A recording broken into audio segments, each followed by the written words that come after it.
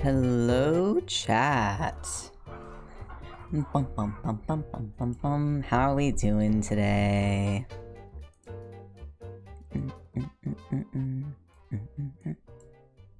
Hope we're all doing well.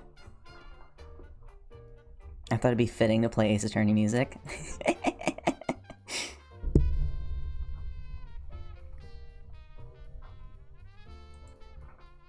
Duality, Lunar, Crenshaw, Skitty, Sino, Bronzite.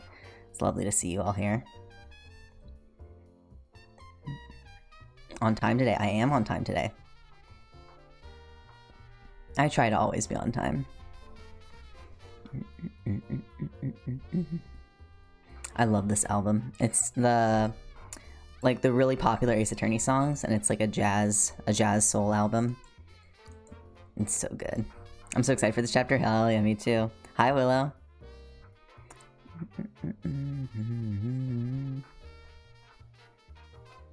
Oh, you're on time. I see.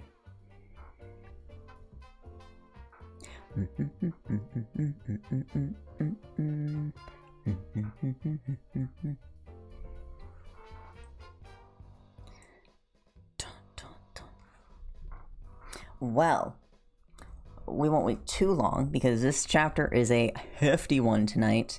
My god. We got like 20k words to get through tonight.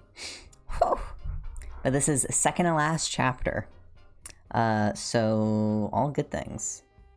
Showed up very late yesterday. I think I saw, yeah.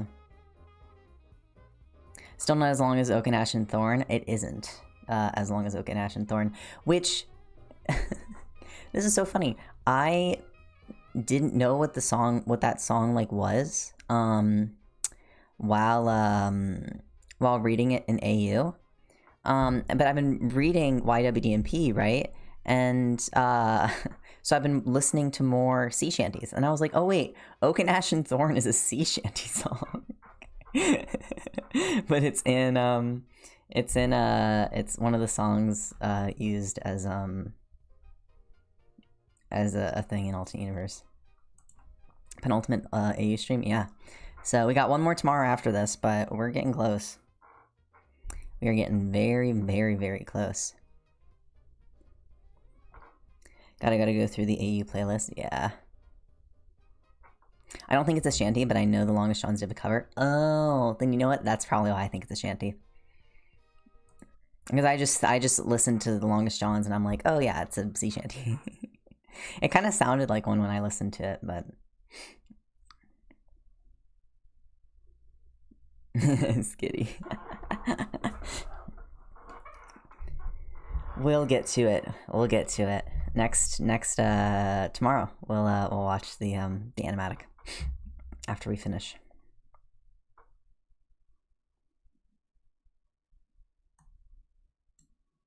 I was also listening to Hoist Up the Thing. I'm literally like I'm on the chapter. What chapter am I on? I was reading this as the starting screen was going.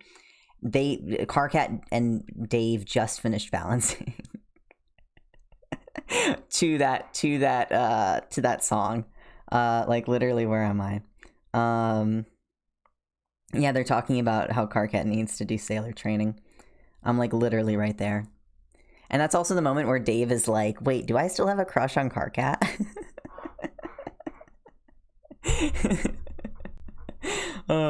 Delightful. I love like the later half of YWDMP where it's like after Dave has his like fucking gay awakening and everything is just like, wait a minute.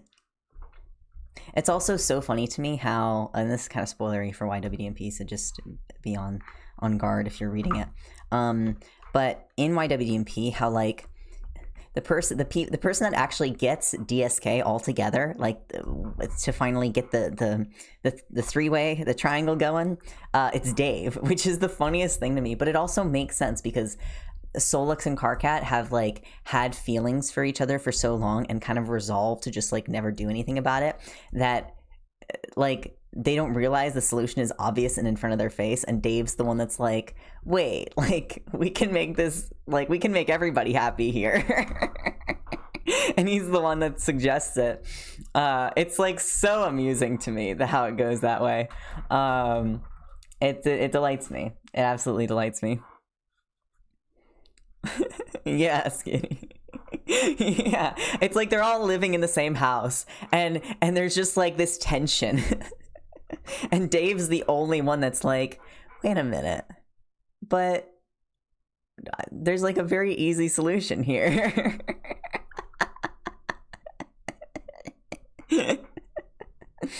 And he makes it happen.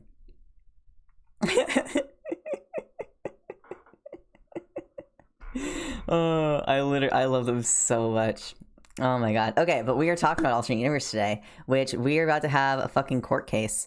So kind of to briefly summarize last chapter, and by briefly I mean very, very briefly.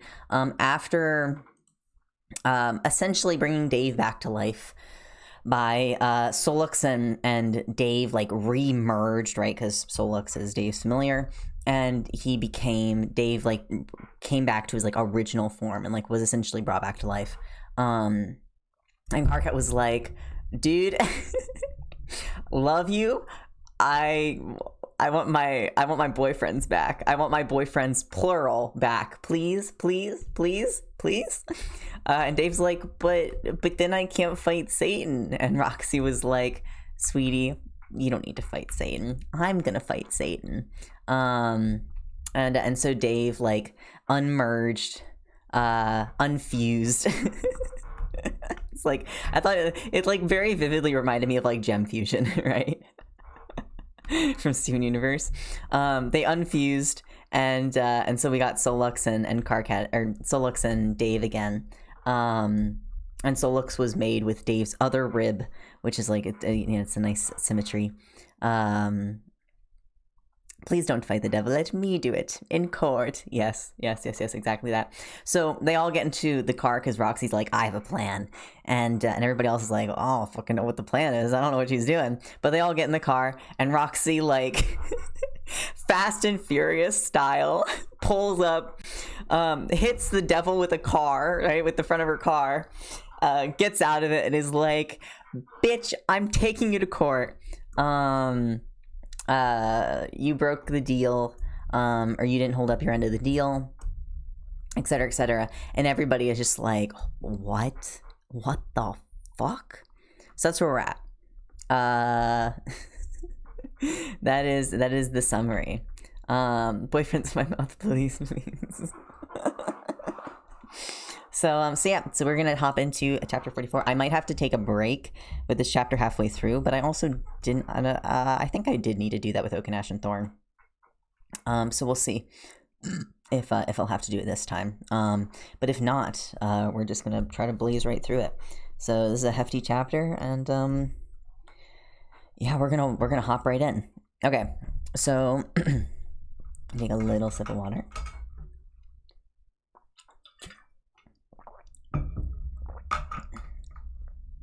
And here we move that up.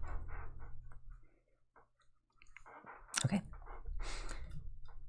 Everyone in the car except for Terezi is staring at Roxy in shock. You have no idea what she's thinking, but you're very glad to not be her right now. Bro drops the car, and Rose gasps a little as the seatbelt snaps tight against her. You look around real quick and check on everyone. They're all here and fine for now. Dave looks a little like he might pass out, and Solux seems understandably terrified, but that's all perfectly sensible. You can't claim that I didn't hold up my end of the bargain. You agreed to bear my child, and you did. You had my son, gave him to me. He is exactly who I said he is.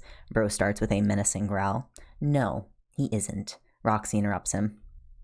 Out! We need to get out! Hal hisses. Yeah, a confined space doesn't bode well for you here. June, who is already knocked to the floor, rolls onto her side and opens one of the passenger doors and steps out. You're denying me justice, then? Roxy presses.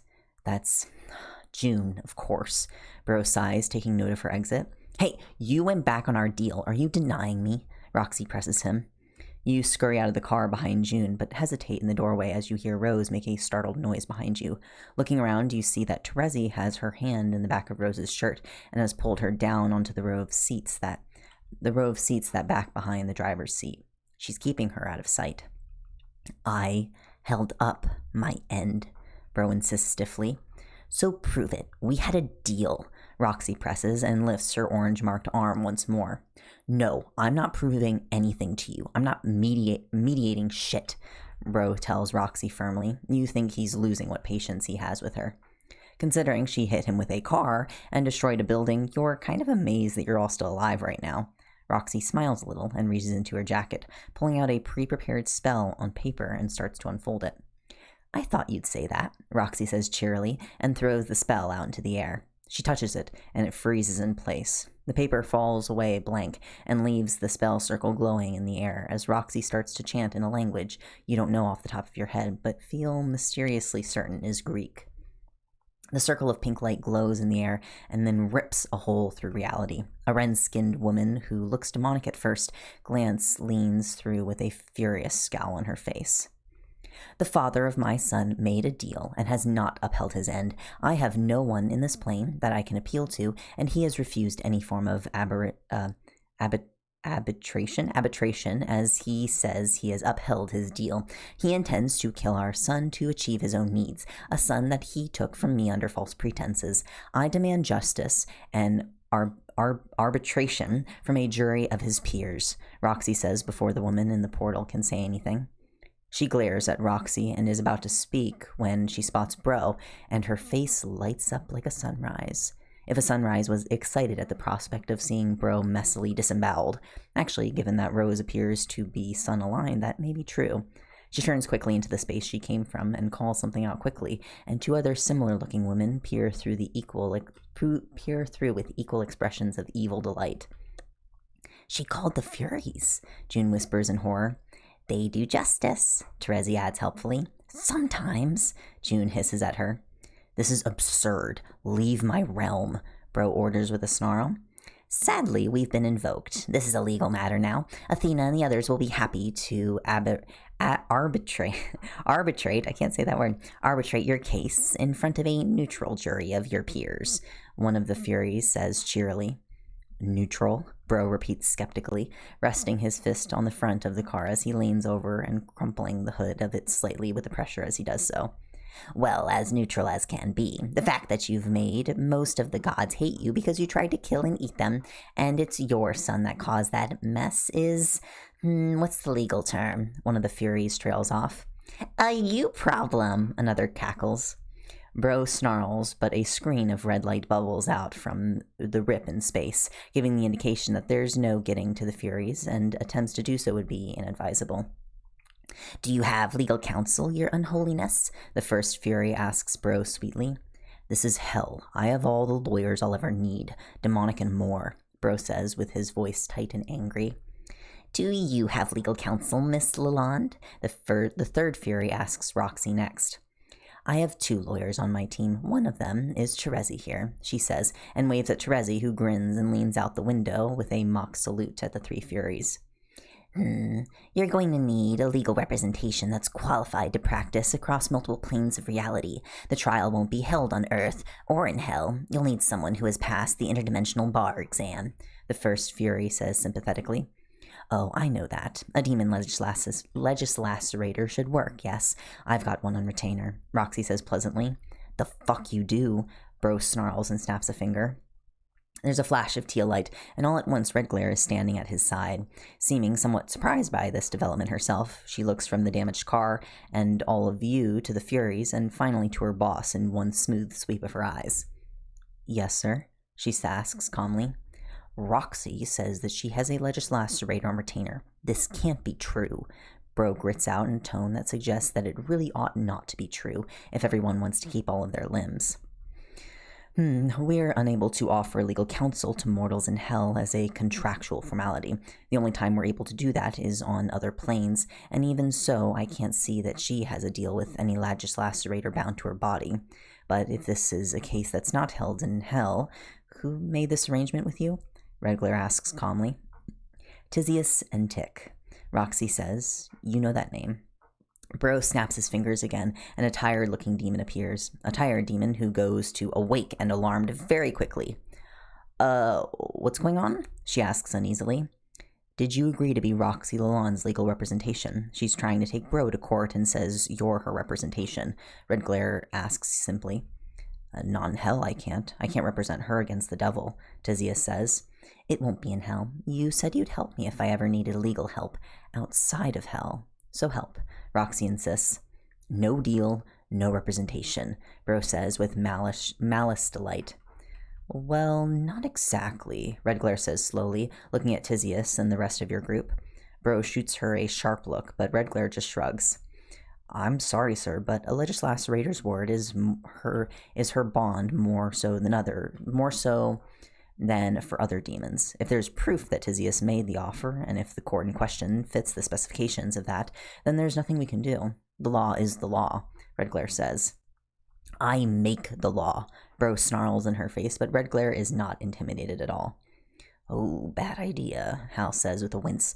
You realize you haven't let him out of the car yet, but this is probably a bad time for him to leap out anyway. Sir, with all due respect, I was the head of the Legislacerator before you were a god.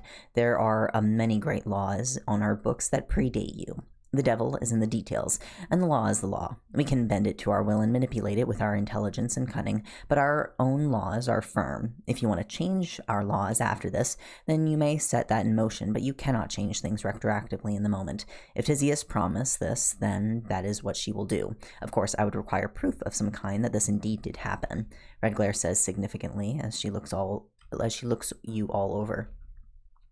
It wasn't a deal. It was a verbal agreement of employment, Roxy says. That's your word. Not good enough, Bro says. I had it recorded, Roxy frowns. Oh, wait, you shout and desperately rummage in your belt of holding and triumphantly hold the tape aloft. Please give that to me, Redglare says, and you hurry across to hand the tape over. You're a little twitchy, being this close to Bro, but you need to give Redglare the evidence that Rose had the foresight to ensure you brought along. You hand the tape to Redglare, who lifts it in the air, telekinetically holding it above her hands. The wheels and the tape spin in the air before you. A mirage-like haze forms, showing Tizius and Roxy in one of her interviews. You were right about Stells. We resolved the whole thing. We're good again. Tizius smiles softly. Oh, I'm so glad. Sometimes people just deal with their feelings and stress differently, you know? I'm glad my advice helped you too. Roxy beams at her. It really did. And hey, if you ever need legal representation outside of hell, you can consider me on retainer for you. I owe you that much for helping keep me and Stelsa together, Tizius offers. That's really kind of you. I hope I won't ever need it, but thank you, Roxy laughs. Everyone hopes they won't need us, but when you do, Tizius laughs, her voice a little rough around the edges. Then in that situation, I'd be really grateful, I'm sure, Roxy giggles. I should have been more specific, Tizius says under her breath. You're close enough that you think you might be the only one who heard. That's as ironclad as it gets without being a written agreement. Tizius owed Roxy a debt, and the offer of representation was payment. She is bound to uphold that offer. I would also suggest removing Stelsa and Latula from the pool of potential legal counsel due to conflicts of interest. I do see Matuna in that car, Redglare says simply. Then you have representation. In that case, the lead fury smiles. She holds out a hand and snaps her fingers, and the world around you blurs and fades away into a bright and pure, brilliant white. Before your heart can leap into your throat at the similarity, things fade back into focus. You're stood in what is technically a large office, with desks and chairs. There are white clay pots with fig plants in them, and the design does suggest office, if the only materials that were allowed in its construction were things found in the Pantheon. The desks are solid hewn marble, and the seats look like they were cut out of pillars that support an ancient Greek temple. The whole place is deeply weird, and the car just sat in the middle doesn't help at all. Tizius is still stood at your side, but Redglare and Bro are gone. One of the Furies stands calmly behind a desk with a smile on her face. It will take a while for both sides to interview any witnesses they may need, to file the appropriate paperwork, submit evidence, and so on. We will also need to assemble our panel of judges and our jury. We endeavor to bring justice swiftly and brutally. Use your time well. And with that, she vanishes. Well, fuck, Tizius groans. The rest of your group, who were still in the car, start getting out, all looking around as bewildered as you were. And just as Rose is getting out of the car, you see two demons walk around a wall of pillars looking equally lost, one of which you know, Latula, and the other you're going to guess is Stelsa. Please tell me you had some kind of plan, Roxy. Tell me you didn't just do this as some last-ditch effort. Theseus groans, pinching the bridge of her nose between her thumb and forefinger. It's kind of both. There are elements of a plan. A few details are very clear. The rest, less so. Roxy admits with a weak smile as she leans on the roof of her car. Theseus's expression is tight and rarely expresses distressing screaming while she manages to remain totally silent. She puts a hand into her chest and pulls out a mug and then goes back in for a steel flask which she unscrews. With a smooth motion and without taking her eyes off of Roxy, she fills her mug with a clear liquid you're going to guess is vodka or something and then drains it in one. Sweetheart, what's going on? Stelsa, you're stewing, Stelsa asks as she edges closer. We are representing the mother of the Antichrist who is taking the devil himself to Holy Court for... Theseus looks at Roxy for help. Violation of the deal he made with me when I agreed to carry his child, Roxy confirms and holds up her arm as proof. I'm not a legislator, though. My maker is, but... Lutula starts. Do you remember the law, though? Theseus asks. Well, yes. I'm probably, unbelievably rusty, but I know the law, Lutula admits. Great. Then at the very least you can help. This is an impossible case, and we're probably all going to die, but fuck it, right? Theseus laughs weakly. Fucking it. Well, now you are in my area of expertise, Lutula laughs. Matuna laughs as well, of course. Lutula then notices him and proceeds to immediately throw herself at him to kiss his entire face. You wonder how Kanaya feels about Matuna having a girlfriend, given that he was dating her brother, but Kanaya doesn't seem to have any feelings at all about it. You guess it's been a really long time. Matuna probably never thought he'd even see Signless again, so it's not fair to have expected him to never date anyone else. Once Lutula is done kissing Matuna, she immediately turns to embarrassing Solux, which brings you great joy to watch. So, what happens now? Rose asks. First, I'm going to work out the details of what sounds on the face of it to be a batshit insane case. I work out what line I'm going to take with it and try to disrupt the other side's case. Then we win, or suffer various horrible fates, and if we're lucky, eventually die, Theseus says flatly. All right, but at first glance, do you think we have a chance? Rose presses. Theseus sighs and pushes her glasses up her nose before turning her gaze to Roxy. Your argument is essentially that Dave isn't the Antichrist, right? That's the only thing you could nail Bro with in that deal, she asks, and Roxy nods. But I am, though, right? Dave says, clearly uneasy. You might not be. Your mom did stuff with the prophecies, so it might not actually mean you offer helpfully. So, I'm not then? Dave says. You're thinking about this all wrong, Dave. Clearly, you've forgotten everything you learned about the legal system in your time in hell, Theseus says with a shake of her head. Yeah, I absolutely have. Total memory lost. I've just got the occasional bit that I know from time traveling since then, like that one case where Karkat wrote Airden's argument for that preacher guy's soul. That was me, not past me. I mean, I guess it was past me, but a lot more recent, Dave says excitedly. What now? You ask. Wait, that was you? Fuck, that was the funniest thing, Theseus snickers. You look around, clearly lost, and Dave decides to fill you in. I went back in time at one point, and Theseus thought I was past me, so I got called into some case over which side got custody of this guy's soul. I think Airden had palmed work off onto you instead of arguing about how great he was. You basically ripped the guy a new one for several paragraphs and eventually concluded with the argument that no matter how dickish the guy is, he didn't deserve scorpions shoved up his urethra for eternity or something. Aradia read it out loud in front of everybody. Dave grins. That sounds entirely like something Karkat would say, Kanaya chimes in helpfully from afar. It was pretty great. Still, my point is, this isn't how the legal system works. Think of it like this. I want to go out there and make an argument that is valid. A valid argument is one wherein if you accept all of the premises, then the conclusion must follow. Theseus begins. Take this, for example. All grebes are either meep or morp. This is a grebe. This grebe is not a morp. So from that, you can only say that this grebe is... Theseus looks at you all patiently. The grebe is a meep? Dave starts. It's nothing. They're nonsense words. The logic just holds. The case I need to make is one where the only answer the jury can come to is the one that means we win and don't suffer horribly. Ideally, my argument would also be sound. That's where your argument is valid and all the premises are actually true. That's nice to have, but not essential, Tisius says and sips from her mug.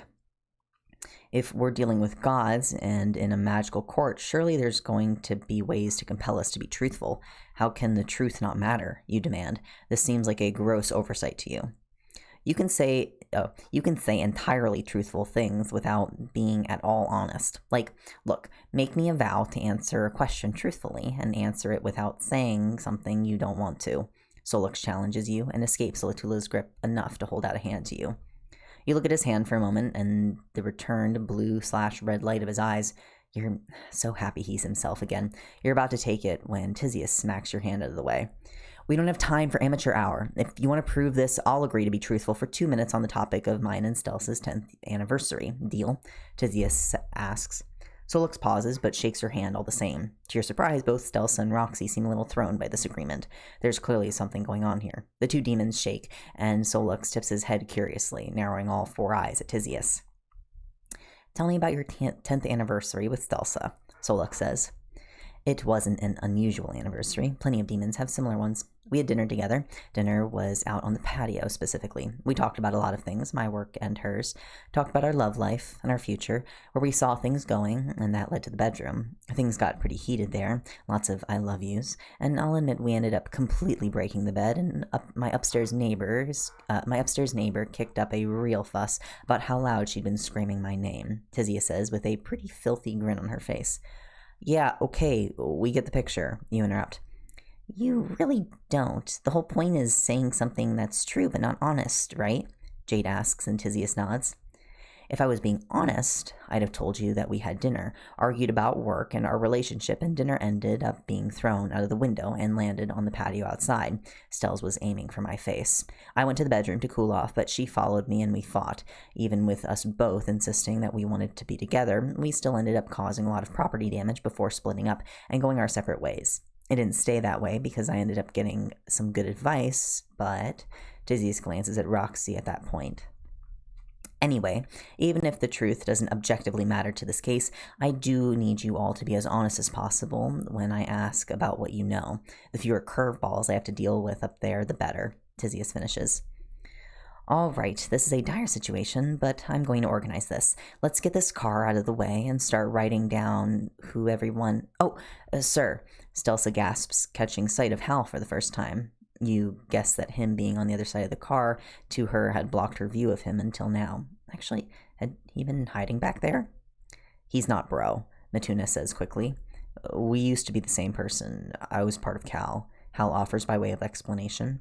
Stelsa and Latula look at Hal in stunned surprise for a moment or two, and then at each other. I think I should get a list of everyone we have, and we should start taking statements as soon as possible, Stelsa advises. That sounds like a good idea. I'll get started with Matuna since I already know him well, if that's all right with you. I should probably defer to you on this, right? Latula checks.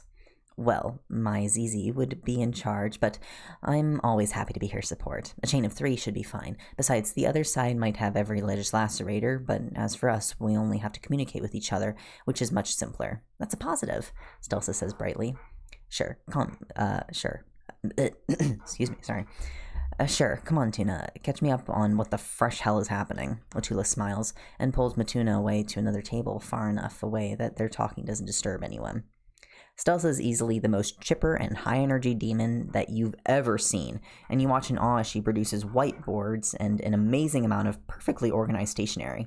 She starts making profiles of you, who all of you are, how you're connected to each other, all of your basic details, and when those changed, if they did. In no time at all, she's got a whole wall of profiles connected together with colored string, neat little sections highlighted and annotated with sticky notes. It's a thing of beauty, and part of you wonders why you couldn't have worked with a demon like Stelsa in your classes instead of Solux. Stelsa wouldn't leave you to do most of their work, show up at the last minute, and then insult your face and romantically confuse you. You have a lot of sitting around and waiting to do as the legally inclined demons interview each of you in turn.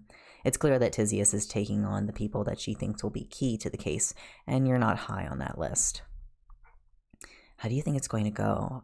I don't know how much she can get out of you and Dave given the whole memory thing, you ask Rose as you both watch Dave being questioned across the other side of the room. Well, everything I packed in that build had a use. It got us to this point. I can only assume that means we're on the right track, Rose says thoughtfully. I'm just nervous about this trial. It's not like I think Hannibal Lecter, God Eater, is going to be wildly popular with the other gods, but you start. But this room also contains the people who locked them in there with them. Rose finishes for you. Right. Dave and June made that deal, but you clearly knew about it at the time. You planned for us to get here, so you had to, at least in part, or they could allege that you did. You agree? Right. So, really, our argument may come down to whether or not Dave is who everyone thinks he is. That's what Mom's alleging, isn't it? Rose points out. How ironic. You might get balanced jury after all. I mean, I know Tisius was saying about the truth not exactly being relevant, but, well, he is though, right? The world is ending because of Dave existing. Your mom tried to mess up the prophecy, but isn't the world ending proof that she didn't manage it? Or God, this whole thing makes my head hurt, you groan. The world ending isn't proof of anything. If the horsemen have been told it's ending, and if Bro believes it will, then their faith will work just as much as people's faith in other gods work, Rose says with a shake of her head. You look across the room and sigh, letting your exhale push you back onto sprawling out on the table that you've been sat on. I say this as a being of purely magic, but magic is bullshit, and I want nothing to do with it, you groan. As a person made entirely of meat, I also frequently and regularly think that it's bullshit too, Rose agrees with you. Approximately every 28 days by any chance, you guess. Perhaps. I wonder if now that I'm a god and aware of it, that doesn't need to apply, Rose says wistfully. You'd imagine that bending the rules of her own biology is something of a step down from the power required to see the future, magic a car through hell, and realign the faith of a falling angel, but maybe you underestimate the power of what the advertising industry term feminine problems. Fuck, that's such a stupid term for so many reasons. If you had the power to change that, you would. Although, maybe given your long lifespans, you could put that as some kind of very specific life goal. Just as you're contemplating the pros and cons of using Rose's truth and light-based holy magic to cut through marketing enthusiasm and euphemisms, that's what the word is, that wrongly describe things, you're interrupted by Tisius herself. You sit up and see Latula walking over as well. Looks like it's interview time for both of you. Rose, I need to talk to you next, Tisius says in that dry tone of voice she has. Of course. Rose nods and hops off the marble table to stand up. Do you want me to take him, or Latula starts gesturing to you? No, I've got a list of things I need you to find for me. Evidence, concrete dates, confirmations of events. I have it here for you. Also some paperwork requests I need you to submit for witnesses we need. Can you get that and file those? Tisius asks.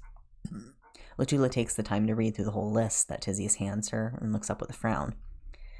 I don't know the form for the royally authorized Fae extradition papers. I remember that we used to have to clear those with... Latula trails off as Tisius takes the papers back and starts scribbling on it more. Yeah, okay, I can get that. I'll need to take Jade with me, though. Do you want me to start with her and then move to the rest? Latula checks. Yeah, you might need to check to see if the queens have been summoned yet already, or not, but if not, you'll have to take Jade, Tisius confirms. Are you getting Jake involved in this? You ask in surprise. Oh, yes, we're not done with him yet. Tisius grins deviously and sips her drink. That I'd love to see. I'd dearly like to see my wayward father realizing what's become of his beloved. Rose smiles, all sharp-toothed and full of malice. You can't really blame her for that one. Stelsa hurries past with her face in a notebook as she hastily writes something down. He watches Tisius pauses to look at her, and then over the board that she's now adjusting notes on.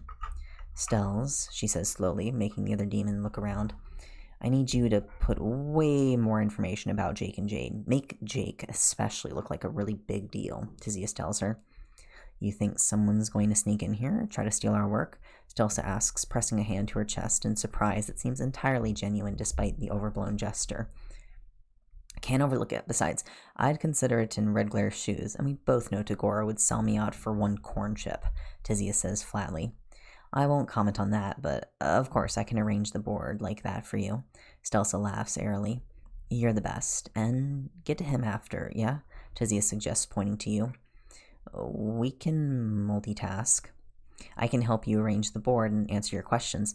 I really like the system you have going. Blue for things you think the other side will bring up, yellow for stuff that needs more investigation, and pink for things Tizius needs to see, I think. You guess as you look at the board.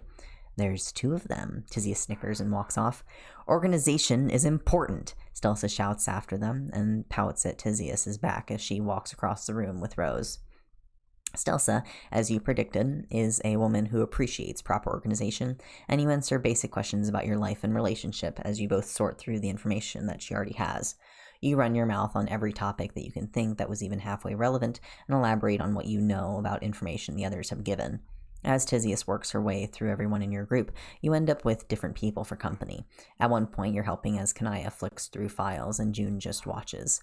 You're adjusting one photograph of Jade next to Jake when Tizius walks back to your group, her hands in her pockets. Oh, Tizius, how... You start, but June holds up a hand. June narrows her eyes at Tizius, who looks back blandly. Loki, June exclaims after a second of staring. Tizius's body warps until it's not her standing there, but a pale-skinned, dark-haired man with a short goatee. He looks far more like depictions of a cunning and charming devil than Bro does in the slightest. Aha, took a second. The Loki, you suppose, laughs. Well, your illusions are always great. Hey, how did you slip in here? And, sorry about the whole, moon thing. June mumbles that last part, her shoulders pulling up a little in what you can only assume is shame. Loki waves his hand dismissively at June and sits down next to her. Oh, what was that, a few years? Little chaos never hurt anyone, except for those gods that died or merged, but that's their problem. Anyway, this whole thing seemed like a really boring formality after all of that, so I thought I'd have a little fun, Loki says with a smirk at the end. You can't help but notice that as the 2 of them are talking, both of them are looking less human. June is glowing, her hair and clothes reverting to something older as her hair flows in a breeze that simply isn't there. And you swear that every time you're not looking directly at Loki, parts of him become a little animalistic. Feathers here and there in his hair, until you look again and everything is normal. Your eyes are tricking you. What did you have in mind? June asks curiously and a little wary. Got an insider tip. I got myself selected as one of the jury members. I couldn't possibly say how that happened, but I can give you a list of the other 11 gods on the jury. It could help you tailor your little... whatever your case is going to be. Loki grins wolfishly and wiggles his fingers at the board. That would be helpful. Who is it? June asks eagerly. Loki slips his hand into his shirt and pulls out a sheet of paper. He hands it to June, who looks over it with interest. Oh, shit, Cthulhu and Mab?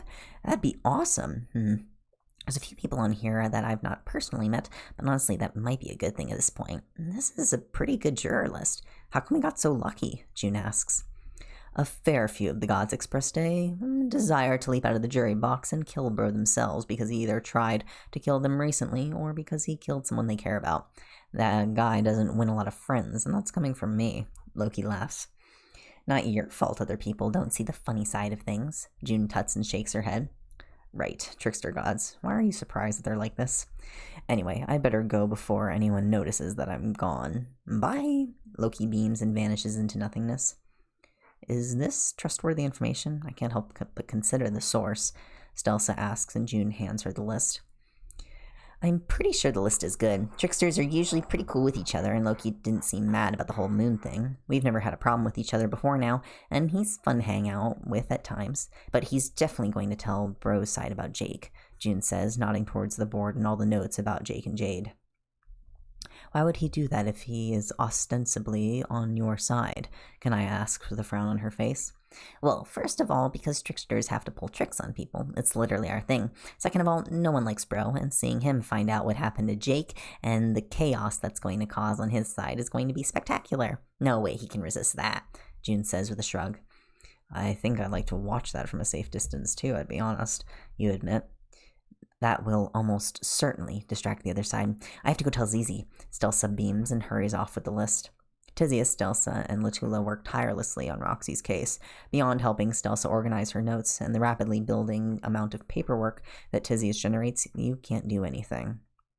You're at a loose end with no real ability to help, and everyone else is clearly feeling just as lost. The only one who's in her element is Terezi, who may not know how this court operates, but sneaky logic to make a legal argument is apparently right up her street. Eventually, you just end up wandering around the place that your group has been set in, only to find the vaguely ancient Greco-Roman architecture style like an office space just loops around. If you walk far enough around one way, you come out the other side.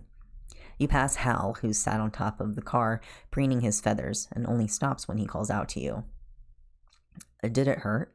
Hal asks, and you squint at him suspiciously, remembering Dave's dumb comment to you before. That wasn't a joke. I'm actually asking what falling felt like, Hal clarifies. It was incredibly painful, but I think I got off easier than Matuna did, since I got picked up by Rose and wasn't left burning for ages. It felt like ages, but I'm sure it was less painful, or less time in reality. Excuse me. You answer him. Right, Hal says quietly and looks away. Following his gaze, you can see Matuna, Kanaya, and Latula talking quietly together in the distance. You don't really want to ask Matuna, I'm guessing? I don't know if it'll happen to you as well. I think Silas only kicked me out so I could help Rose and not have to deal with Heaven's bullshit. I don't think he'd kick you out if he knew who you really were. If anything, June makes it sound like Dirk, and I guess you too, were a victim of Heaven and God as much as Silas was, you point out. I'm not counting on him seeing it that way. Besides, we're not exactly morally aligned, and I'm responsible for a lot of unforgivable things. Anyway, it's not like I have another god lined up to serve like you did. I'm sure as shit not serving Bro, Hal says in clear disgust. I don't serve Rose. We're friends. We're Moirails? You say the word a little uncertainly, given how new the idea is still to you. She's a god. She's your god. She can make you do anything she wants, just like our previous god could. They don't care about you. The best you can ask for is making friends with a neutral god who finds you interesting, like June. Gods don't care about the people they have control over, Hal insists. Oh, I'm not arguing with you on that when it comes to Heaven. Fuck that place. Hell didn't really seem better either, and Bro is the fucking worst, so I agree with you on that. But Rose isn't like that, you tell him firmly. Hal snorts and clasps his hands together in a mocking imitation of a prayer. Yes, other gods are terrible, but not mine. My god loves me. That's what you sound like, he says derisively. You stare at him flatly for a few seconds and then shrug. I guess you're right. Dave really had me fooled. I thought he was genuinely a good person who loves Solux and his family, and you start. Dave is different, Hal cuts in. Rose is his twin, you retort. I still can't get over that. We really had no idea. I can't wait to see Bro's face when he finds out, and about Jake if he hasn't already. But Dave didn't deserve anything that Bro and I put him through. He's different. He's a good kid. Hal mumbles the last part of that. You look up at Hal on the top of the car and sigh. Carefully, you clamber up the car until you're on the roof with him and sit down. My maker was terrible too. The idea of being made to do things makes my whole soul shudder and itch. Rose knows that. She's always asked for my permission before getting in my senses or compelling me to do anything. Maybe you're right, that you can never have an equal relationship with a god that has control over you. Maybe that balance is always going to be skewed. But I gave her that control when she saved me, and she's never misused it. She's my friend. She's just as good as Dave is, and her life wasn't exactly great when Dave was in hell the first time. I don't know about every other god, but 3 in this room are pretty great if you ask me, you tell Hal. I don't want to serve any. Hal cuts off, and you hear his wings snap tight to him as he tenses up. You look around to see Dave walking over with Solux at his side. They're heading right to you now. You can see Solux still a little on guard as he approaches Hal. Even if Hal isn't Bro, the physical resemblance is probably unsettling for him. Dave, on the other hand, seems to have more than accepted the difference. Hey, mind if we borrow Carcat? Dave asks calmly. I'm not making him talk to me or anything, Hal says in response. Getting Carcat to shut up is a real challenge, Solux mutters, but loud enough so you can easily hear him. Yeah, you say and roll your eyes. You hop off the car, only just missing the wing mirror in a feat of gracelessness that you'd hoped no one saw but suspected all 3 of them did. Okay, yeah. Based on the amused expression that both Solux and Dave were wearing, you're saying they did. Damn it. Think about what I said, you tell Hal instead, pretending like the fall never happened. Sure, Hal says slowly. Come on, Dave says, the corner of his mouth twitching with a smile that he's clearly trying to repress. See, it's nice that he's trying to not actively laugh at you being an uncoordinated idiot. Solux, on the other hand, has a sharp-toothed grin that all but splits his head in half, it's so wide. He's not repressing fucking anything for the sake of your ego. You follow Dave and Solux away from the car and come to a stop, together near a pointless pillar that supports nothing and is entirely on its own. This place seems so randomly generated. Whatever spell made this space is clearly pretty vague. I wanted to talk about, stuff, Dave says, leaning against the pillar with his hands casually in his pocket.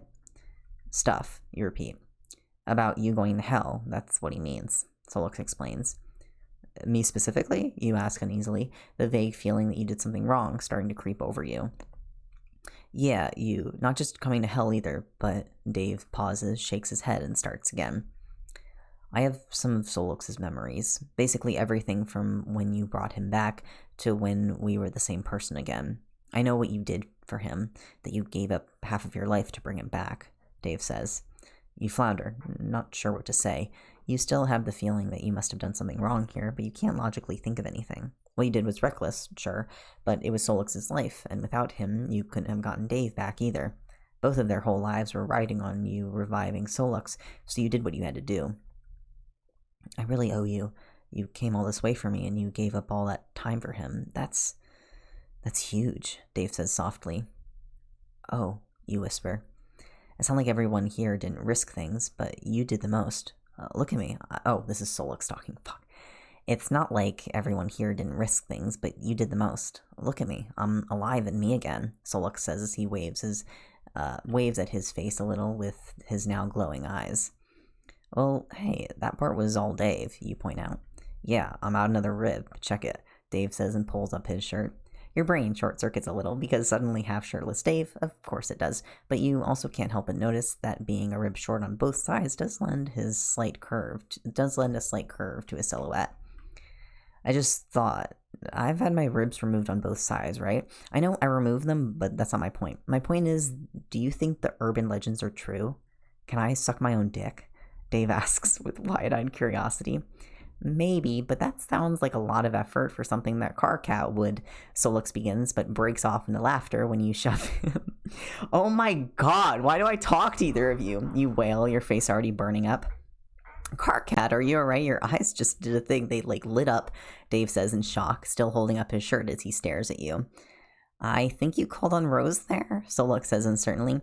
I don't need to know, Dave, and put your shirt back on properly, Rose shouts from somewhere. Huh, so that's something new, apparently, as well as Rose looking through your eyes. You can also do whatever the holy equivalent of, oh shit, look at this, from you to her. Still, poor Rose. That didn't answer anything, Dave sighs in a way that is both wary and petulant. I have horrible taste in men, you mutter, your hands over your face, or over your burning face. Please, who's better than me and Dave? Solux scoffs. Justin Timberlake, Dave suggests. What? That instant ramen hair looking... no. Okay, you have terrible tastes in men who aren't me and Carcat. That aside, he and I are still clearly great, Solux insists after giving Dave a very judgmental look. Look, we're all entitled to one bad hairstyle, and Dave is going on, but no one is listening. Maybe it's not you two. Maybe all men are terrible, you say thoughtfully. You're a man, Solux counters. I am also terrible. I'm a fucking stained glass disaster. Part bird and part mess of a person. The fact that anyone is attracted to me is frankly an indictment on my entire gender and anyone who is attracted to them. Men as a whole were clearly a mistake. You groan. I don't know, man, Dave says as he smooths his shirt down. You're talking about guys a lot. Sounds pretty gay to me. He's got you there, Solux nods. I got kicked out of heaven, gave up half my life, and picked a fight with a god for this conversation. You sigh and lean your head against the pillar.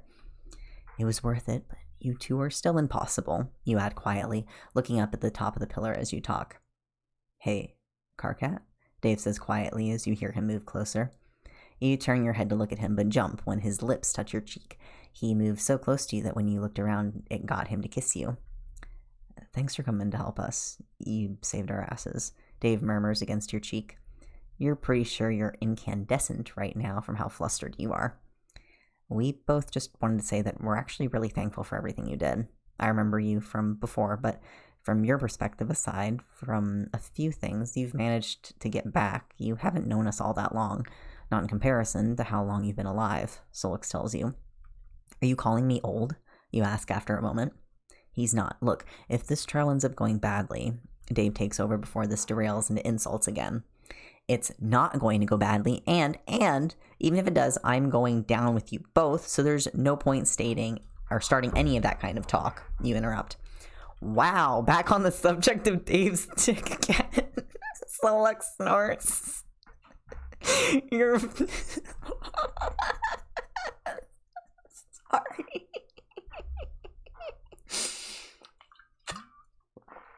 Sorry. Sorry, that one got me. You're about to retort when the sound of a bell being struck loudly startles all three of you. You look around the pillars and see the Furies standing near you to the car. It'd probably be wise to go over there, and it seems everyone else has the same idea, because your disparate group all heads to the three Furies who are waiting patiently. When you're all present and accounted for, they speak. We hope you've got your cases together. The trial will begin now, they say together. With a flare of red light, the world around you changes. You're still standing, but you're in a whole new room. As you look around, you at first think that this is some kind of coliseum. The place is circular with rows and rows of bench seats circling around you in extending levels, and they are packed with impossible figures. People who are humanoid, part animal, people who are glowing, people whose bodies shift through forms even as you look at them. Each of them looks far too real, and you know instinctively that they're gods. You're standing in the front of a chair in a small section of chairs set up for your group. Directly in front of you is a solid front desk where Tizia stands with her hand to you as she looks across the room. On the opposite side, there is an identical desk with red glare standing behind it. In the chairs behind her, there's a whole team of demons who look suitably businesslike and legal. Needless to say, the devil himself is there too. To your direct left is a sectioned off area of seating that looks like a jury box to you, although it's presently empty. To the side of that, on a high-up platform, which is also empty in the very middle of the room, there is an empty circular stand with a chair in it. Your heart is in your throat as the Furies move to stand before what you think is the jury box and consult a checklist. Hades, one of the Furies reads out. A man drifts down from the observation stands that circle this whole area. He's not entirely what you would have expected from the god of the underworld. He's thin, with skin as pale as Dave, and longish black hair. He's wearing black jeans, a loose black silken skirt, and the kind of jewelry that screams goth more than it does god. The man nods to the Furies and goes to sit down where the other Fury guides him. Anubis, the first Fury reads out, and you watch wide-eyed as a black furry humanoid figure with a dog head appears in a flash of black smoke. Oh, I'm not feeling so great about this, you murmur to yourself. Rose is standing ahead of you before her chair, and she glances back with a sympathetic look. Not that you're looking at her, you can't help but notice that she, too, looks more real than everyone else. It's like she's too sharp of a focus to be natural, and her eyes are just a little too bright. Her godliness is showing. Aphrodite, then Odin, join the jury, but you really pay attention when Mab herself is summoned. She very carefully doesn't pay more attention than the rest of the gods do to you, and you notice that Hades leans forward in the chair to exchange a few quiet words with her. You wonder what kind of politics might be going on here that you don't know about. Most of the gods are added to the jury one by one. Sekhmet is genuinely terrifying. Oh god, I'm going to butcher these names. Brigid, you're embarrassed to admit that you don't know, and Lyr you think might be Irish. You remember some myth related to him with swans, you think. After Lyr, you see that Loki joins the jury with a delighted grin and a near universal look of exasperation from everyone else on the jury.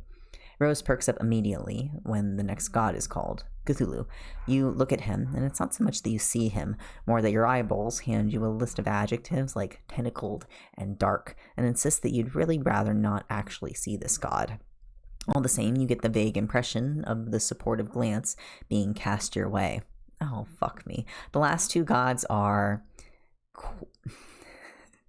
Quetzalcoatl and Huitzilpochtli. The first you already knew about, and the second you're ashamed to admit you have a moment of, oh, so that's how it's pronounced, because you'd only read it before now. I don't get that pleasure. All the same, as you look over the jury, you get the same feeling that June and Stelsa expressed, that this is a jury, or that this is a jury that at least seems to be neutral or actually friendly to your side. It gives you at least a modicum of reassurance that this might be okay. All the same, if your case is no good, then there's nothing that even the most supportive jury can do for you, right? Your worry is cut off as the jury all stands and the demons on the side get up too. You're not even sat down yet, so you just stay as you are. With everyone on their feet, you can see what the fuss was about. Aradia appears at the top of the tall platforms in what appears to be a very elevated bench desk, and at her side another woman appears. Her hair is dark, and she's wearing a loose-fitting blue dress. She takes her time looking over the jury, both sides of the court, and the assembled audience. We will now begin the case of Roxy Lalonde versus the devil. I am Athena, and I will be the presiding judge over this case. I will be consulting with Death herself, although only I will be voting, as she must remain neutral. Between myself and the assembled jury, we will settle this matter. I warn both sides that only true statements can be given in evidence. Lying is not possible here, and once something true has been said, it may not be contradicted. Of course, if someone believes something to be true, but someone who knows better states that it is not, then this statement can be corrected. Other than that, anything you say is evidence and will be held accordingly, Athena says sternly as she looks across both sides. Representing Roxy Lalonde is Tisius Entic, yes, Athena asks, and Tisius bows to her. Representing the devil is Redglare, correct? She then asks, and Redglare also nods in agreement, and then bows too. Very well. It has been a long time since we have had any kind of trial like this, and we have people here from many planes of reality, so I shall explain the structure of this court somewhat. Either side is allowed to call a witness to testify. However, once a witness is called, both sides are allowed to question this witness. So, choose who you call carefully. Any evidentiary support you wish to give to your case is either submitted in advance, some of which we already have, or is submitted during the course of the trial. If new evidence is submitted that is substantial enough, either side may petition for a break to investigate this new evidence. Athena explains. Do you want us to list the evidence so far? One of the Furies asks Athena from the ground, and Athena nods. You really need to try to not look in Athena's eyes. One of them seems really weird to you, like Mindfang's eyes almost. Shit, class with Mindfang feels like years ago. You're shaken from that thought by one of the Furies clearing her throat and holding up a sheet of paper.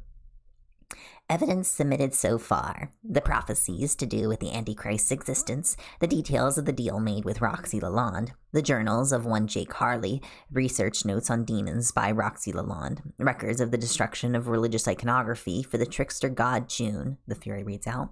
What? June whispers in surprise. Demonic records of Dave Strider's custody in hell and his medical assessment on arrival, and lastly, some medical scans of Roxy Lalonde.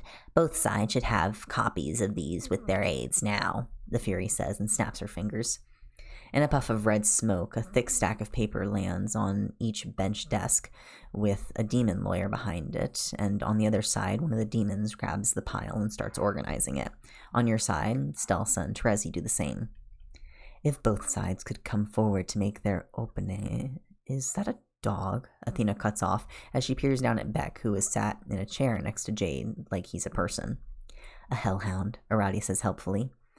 Athena squints one multi-pupiled eye as she stares down at Beck. You can't have a dog or a hellhound in court, she says firmly, and either doesn't see or ignores the way Anubis glares at her for that.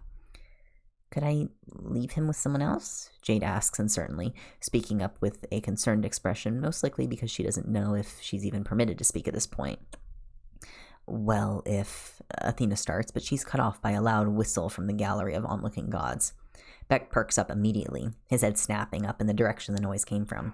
The whistle comes again, and suddenly you pick Queen Jade out of the crowd, and at her side is... Signless, Matuna whispers behind you in awe. Beck barks loudly and with a flash of green zips across to where Queen Jade and Signless are sitting. He's immediately given attention from both of them, and you grin as Beck starts licking Signless's face. Anyone would think you were jealous of the dog, Kanaya whispers, and you turn in time to see Matuna elbow her sharply. I'm not, shut up. I never thought I'd see him again. Oh. Matuna waves a little weakly, and when you look back, you see Signless waving at your group cheerily. Good for him. You're glad he's free. You're probably not even going to hit him for making you fall. Probably. Now that that's taken care of, if the prosecution would make their opening statement, Athena says and tucks her hair behind her ears. Tizia straightens up a little and looks around at the watching gods and across at the jury. She takes a sip from her mug and begins. My client, Roxy Lalonde, is a human who made a deal with the devil. He asked her to bear his child and made a deal with her to ensure that she would carry out her part, which she did. We are, however, alleging that the devil did not uphold his end of the deal. Roxy Lalonde agreed to carry and give birth to his child. Then she would hand it over on the promise that it was the Antichrist. Her son, Dave, is not the Antichrist, as he was claimed to be.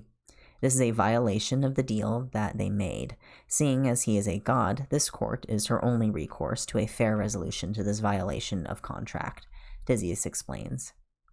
There's some muttering among the gods, and Dave shifts uneasily in his seat under all that scrutiny. Across the court, Red Glare taps her folder on the wood and clears her throat. My client did not break his deal at all. Dave Strider is the Antichrist, as promised, and though his behavior has been less than ideal, this doesn't change who he is. This claim is wrong and laughable, Red Glare says simply. You may begin, Aradia says. Both sides open their mouths to speak, but Red Glare is faster off the mark. The defense calls the defendant, Bro Strider, the devil, to the stand. Red Glare says quickly. Bro stands, and the Furies open the circular podium that must be the witness stand. As he steps over the threshold of it, his body changes. His skin is the same totally pale color that Dave's is, but now deep black veins are visible all through it. Like his body is pumping crude oil around his system and not blood. His sunglasses fade away and show deep hollows where his eyes ought to be, but the lack of eyes does nothing to take away from the feeling that he is definitely watching. He seems deathly, like some sleep paralysis hallucination, and you shudder to look at him. He's even got horns out of his head now, but they're not warm-colored smooth things that Solix has. His are white and sharp like splinters of long bone jutting from his head. He sits on the chair and folds his arms, blackened fingertips beating out of a clearly irritated pattern on his bicep. Sir, allow me first to confirm a few preliminary details for the court. Is it true that your title is the Devil, as was the one who came before you in your position? Red Glare asks. Yes, Bro says flatly. With that being the case, then, will you permit me to address you by your name of Bro Strider and keep references to the Devil to refer to the position alone, just for the sake of clarity? Red Glare asks. Fine, Bro says with a shrug. Excellent. Could I ask Roxy Lalonde to stand up for a moment, please? Red Glare questions. Roxy looks at Theseus for confirmation, and she nods, so Roxy stands. Thank you. Bro, can you confirm that this is indeed Roxy Lalonde who you made a deal with regarding the birth of your child? She asks. Yes, he agrees again. Thank you. You can sit down. And if Dave, Red Glare starts again, but Bro cuts her off. That's also him there. Get to the point. Bro growls. The defendant would be wise to watch his mouth. You can disrespect your counsel in private all you like. This is my court, and you will answer when you are asked to without interrupting anyone. Am I clear? Athena says curtly. It's hard to repress a grin at that, but you manage it. Looking smug or like you find this whole thing funny wouldn't do you any good. Even if watching Bro get scolded like a bratty kid is just as satisfying as watching Roxy hit him with a car was. Red Glare pauses for a moment and opens her folder and starts to read. For the benefit of the court and the jury, I will read the details of the deal made between my client and Roxy Lalonde, Red Glare says, and starts to read. As she speaks, you see words glow on the skin of both Bro and Roxy. Roxy Lalonde will carry and give birth to the firstborn and living son of the devil, and the devil will take him from her within an hour of him being born. This son will be the Antichrist, and will be raised in hell as the Antichrist, and end the world. Roxy Lalonde will not tell anyone of the existence of this deal before the birth of the devil's son, or arrange to keep the devil's son in any way. She reads, "Did Roxy Lalonde carry your son to term and deliver him alive within the hour?" Redglare asks. "Yes," Bro answers. "Did you take her from him and bring him back to hell?" She continues. "I did. There's papers that prove it," Bro points out. "Yes, there are. These are the papers admitted to the evidence from Hell's own records of Dave's arrival, and you raised him in Hell as the Antichrist." Redglare checks. "Yes," Bro agrees. "Raised." Solix sneers under his breath, in clear disagreement with that word. Not that you can blame him for that. "That covers the deal, then. Bro, can you tell us a little more about why you chose Roxy Lalonde to be the mother of your child, the mother of the Antichrist?" Redglare asks, finally seeming to be asking for an answer that's not just a straight yes or no. "I heard about her. She's a powerful witch. The Antichrist needs a human mother. I wanted her to be powerful," Bro says simply. "I see. And did you coerce her into making this deal with you in any way?" Redglare asks him. "No. I told her that if she didn't agree, I'd just find someone else," he says with a shrug. "Yeah, as Roxy has pointed out to you, someone else might not have been able to come up with a plan to avert all this. Someone else likely wouldn't have got this far. What choice did she really have in that situation? You hope that Redglare isn't going to try to paint this off as Roxy's fault." "Do you know why she agreed?" Redglare asks.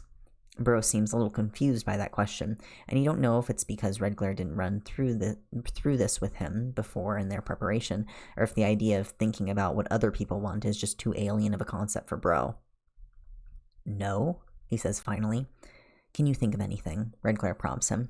"Objection. My client's motives are irrelevant to whether Bro Strider defaulted on his side of the deal or not," Tizzius interrupts. "Sustained," Athena agrees. Redglare pauses for a moment, switching tracks as she looks over at your side of the court, and at Dave in particular. "You raised your son in Hell, correct? Can you tell me about that?" Redglare questions Bro. Bro leans back in his seat a little and considers his answer for a moment before speaking. "I told him that he was the Antichrist, and I told him what he would have to eventually do, that he would end the world. I taught him to fight, and then he went up to Earth. He was supposed to live there for a year, see it, and start the end of it," Bro says, and despite the lack of eyes, he turns and looks right at Dave, who immediately tenses up, and at his side Solix quietly hisses like a pissed-off cat. "What happened instead?" Redglare asks. "Right, the moon. Not exactly a great way to paint Dave sympathetically, seeing as you're in a room with pretty much everyone that he and June locked away. Instead of ending the world just before the year was up, he and June there got together with Scratch and locked all of us in the moon," Bro growls. The audience around you and the jury all are murmuring unhappily, and you see a good number of glares being sent your way. "No further questions," Redglare says simply. Why would she ask more when she can leave everything on that note? Now it's Tizzius's turn. She doesn't start talking right away. Instead, she flicks through her papers for a few moments and begins after a slow breath in and out. "I think I'll follow my colleague's lead here and ask you to confirm something about your identity first. The Devil is your title, but you go by Bro Strider," Tizzius states. "Yes," Bro answers stiffly. "But you didn't always. I understand you started life as Dirk Strider, an angel of the now deceased god of your pantheon. Can you confirm that and elaborate a little more for me?" Tizzius asks. "I was created to kill Caliborn, the last devil. He was shit at his job, and now it's mine. Hell is mine, and I'm not Dirk anymore," Bro says tightly. "You're certainly not an angel anymore. I can see you've changed. I won't call you Dirk then, but I'll refer to that person before you taking your current position as Dirk, to be clear," Tizzius says. Bro nods, sharply and clearly irritated. "Great. I was hoping you could identify someone for me," Tizzius says and gestures behind her back. The letters Hal appear in the air for just a moment as she motions for him to stand. You hear Hal's chair squeak against the floor behind you as he stands. You guess that Tizzius had left him in the back for this reason, to obscure him from sight as much as possible.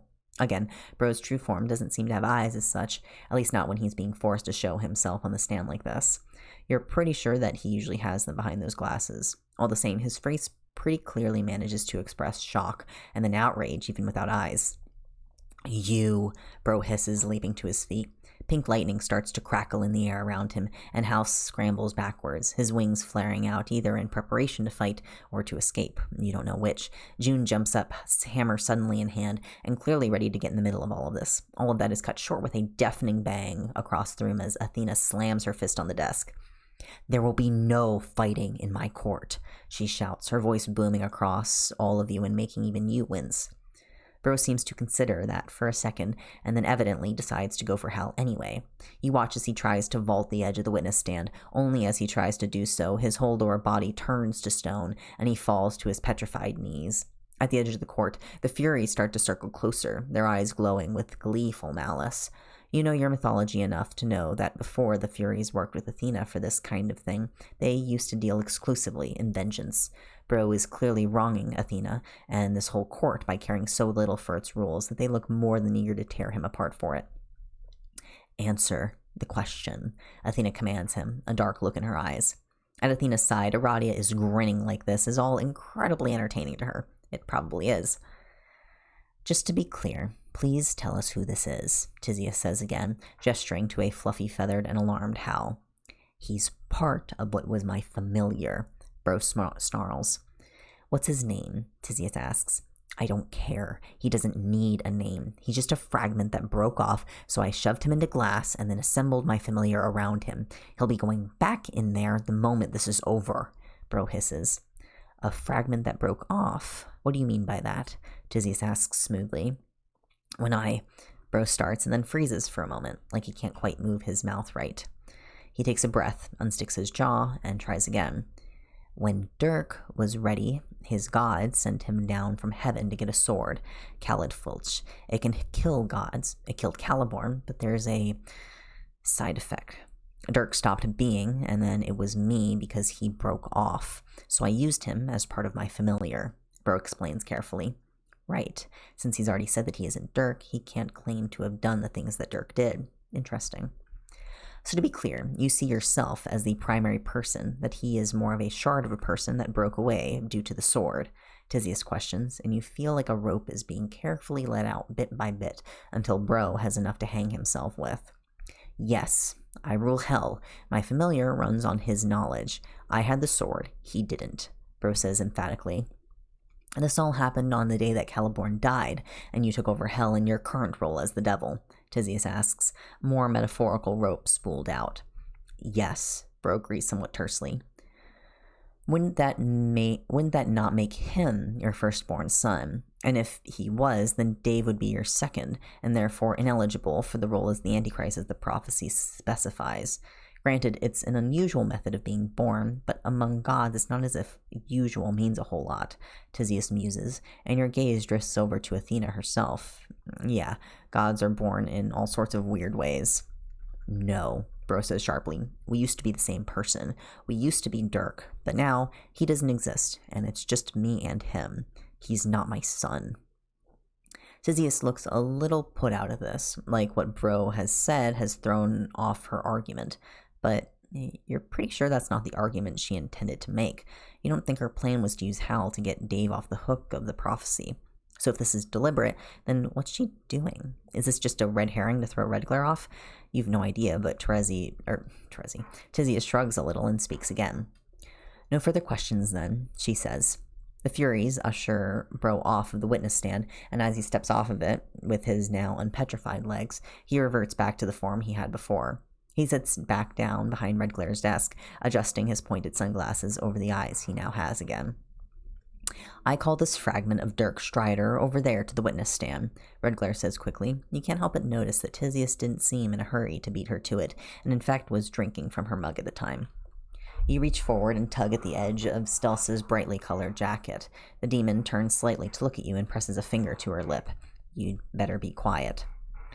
Why'd she let Redglare call Hal up first? You whisper as the Furies escort Hal to the witness stand. Zizi knows what to ask. Redglare can only fish. You don't give her directions first. Stelsa whispers. Oh, that makes sense. Hal steps into the witness stand, and you expect his form to change to something more meltingly angelic, but it really doesn't. His skin glows a little, as do his eyes. His wings shudder slightly, and a few other supplementary pairs sprout out. His halo is as bright and distracting as a J.J. Abrams lens flare. Across the room, you see it seems like Redglare is just as surprised as you are. She shakes it off and starts her questions. Please confirm your name for us, Redglare asks. Hal hesitates and glances in Dave and June's directions. I'm Hal Strider. And what exactly are you, Hal? Redglare asks. That's a pretty big philosophical question, Redglare. I don't know the answer yet. I used to be Dirk, who was an angel, and my body still looks like I'm an angel. That said, I only came into being when Caliborn was killed with that stupid sword, and I got immediately shoved into glass, and eventually Bro's puppet-bodied familiar. I have no clue what that makes me exactly.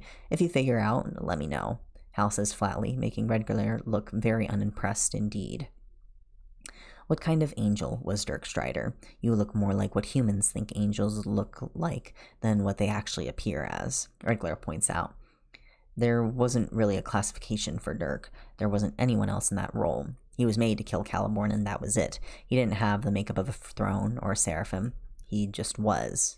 Like I just am, I suppose. Hal shrugs. Do you consider Bro to be your father? Redglare asks, making Hal sigh loudly. No, I don't. We're the exact same age. We both came from Dirk. I didn't come from Bro. Not that I consider Dirk to be my father either. He's who I was. Dirk is no more my father than a caterpillar is the father of a butterfly, Hal explains. So much for Hal being Bro's firstborn. That would have been a nice quick trial at least. Has Bro ever referred to you as his son, or treated you as such? Redglare presses, really nailing that point home. No, Hal says firmly. Redglare nods for a moment, and her eyes shift slightly so she's looking past Hal at your side of the courtroom.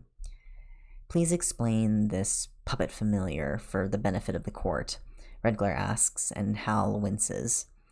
Bro wanted a familiar, but he didn't want to split any part of himself off to do it. But because we used to be the same person, I could still in theory serve the same purpose and bring him back if I wanted to. Hal starts. Did you want to? Redglare interrupts. I'd rather die, Hal snaps in response. So if you weren't willing to resurrect him as a familiar, what happened then? She goes on.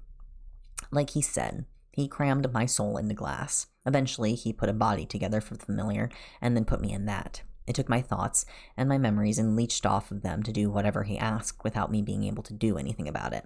Hal answers her. What was the body? Redglare asks. It changed a few times, but it was more of a magical shopping list. The exact specifics didn't matter too much, as long as the purpose remained the same. The only unchanging part was me, Hal says with a vague wave of his hand. First, you needed a body made by Bro, a sort of empty puppet shell. That was easy enough, and he even had backups just in case that his followers responsible for that could step forward and bring the familiar back in case Bro couldn't. Hal starts to list off, and your mind flicks to the box on Jake's island with that note. It's empty. Not the box, but the puppet inside. That's where Cal's latest body came from. Then you need a completely deranged mind on the moment of death. The first time, it was a tiny fragment of Caliborn's consciousness that still remained, but it's also been especially unhinged humans or demons in the past. He always kept or made some ready just in case. He kept them off the books. Hal goes on. Gamzee, the killings that he did and how he baited all of you into fighting him to kill him. That was all part of the plan. Then you need an empty heart to counteract my magic. I'm heart, as is he, and a heart of void thematically makes it harder for any heart magic that I could get through to do anything. The first one was the collapsing heart of a star, but most recently it was the heart of an especially gifted void magic user. Then, of course, the last and non-negotiable part was my soul, still trapped in glass. Shove all that together, and you've got a monstrous familiar. He was called Cal. Hal explains. But you were aware of everything that happened while you were in Cal, as he served Bro, and went around hell and wherever else he was sent to? Redglare asks. Yes. My unwilling conscious and alive mind was subjected to every second that thing existed, trapped, unable to move or scream or do anything. Thanks for bringing it up. Hal hisses at her. So you saw Dave Strider being... She starts. I object, Tizius says quickly. To... what? Athena asks, clearly thrown. Dave doesn't go by Dave Strider. He takes his mother's last name of Lalonde, Tizius explains. You hadn't even thought about that. If you're trying to change his identity, Redglare says slowly and suspiciously.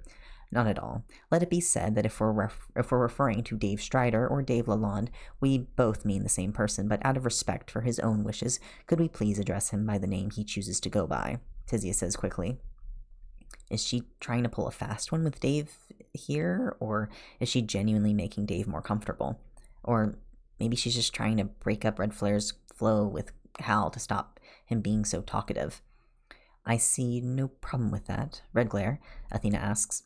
As long as we both acknowledge that Dave is the son of Bro, I have no problem in using a different last name. Red glare nods. She doesn't dislike Dave, but she's contractually obliged to do this job. It's nice to see that she's not choosing to be a dick to him just because of the side they've ended up on aren't the same. Thank you, Tisius nods and turns her head to Dave to flash Dave a slightly lazy smile. Well then, as I was saying, you saw Dave Lalonde being raised in hell then, Red glare says, picking up where she left off. Not every second of it. Cal had plenty of things to do, but I saw a lot of it, Hal agrees. So he was raised in hell, she clarifies, another point to the prophecy. Yes, Hal says, slightly reluctantly. No further questions, Red glare says with a nod. Hal casts a regretful glance towards Dave. Even if he didn't have a choice, he still ended up helping Bro's side and not Dave's. Hal, could you tell us what Dave Lalonde's life was like in hell since you saw a lot of it? It sucked. I say this as someone who was Dirk Strider, who was raised to do nothing but fight and kill, and I had no one who gave a shit about me. Dave's life was worse than that. Bro had Cal torment and mutilate Dave on a regular basis, and did it himself almost daily too. Dave and Solux both went through it. Dave was raised in hell, but it wasn't a good upbringing, Hal insists. Since you mentioned Solux, can you tell me who he is? Tisius asks. He's Dave's familiar. That one there, Hal answers. Tisius motions for Solux to stand up briefly, just so everyone can pick him out. If Hal had just given a physical description, it's possible people might have confused him and Matuna if Hal hadn't been specific enough. With everyone clear on who Hal means, Solux then sits down again. When was Solux made? Tisius asks. Dave was 5. I'm not sure exactly how old he was to the day, but around there.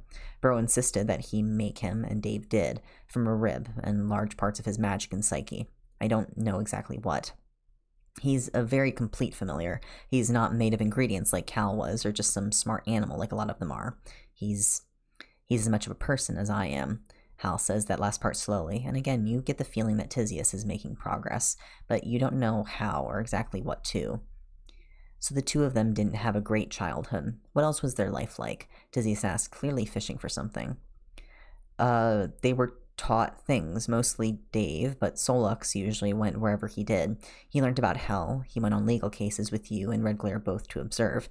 I think most of hell saw him occasionally. He lived in the same building as Bro. Hal continues, watching Tisius carefully, trying to see where she wants this to go. What building was that? She asks, like she doesn't already know. The tower. Caliborn had this big, gaudy castle in hell, and the tower was the only part that survived. Bro chose to live in the only bit that survived because he didn't need the whole castle or some shit like that.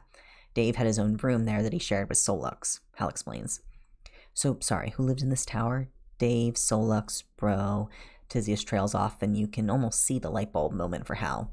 Yes, there weren't servants living there or anything. Jake did live there sometimes, but he wasn't at his own when he wasn't at his own home. Hal answers innocently. Jake, can you tell the court who Jake is? Tisius asked with a subtle smile on her face. That's what she wanted.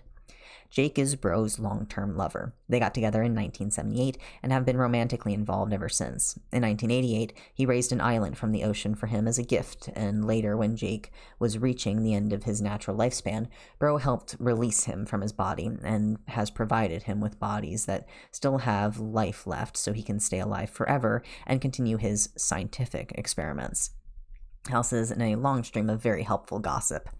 Across the other side of the room, Bro looks straight up homicidal, and a spiteful little part of you is very, very happy to see that indeed. Hal just worked out what Tisius wanted and handed it all to her on a platter.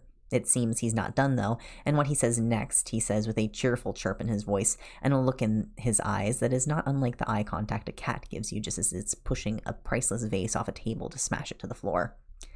Unfortunately, you probably can't talk to him right now.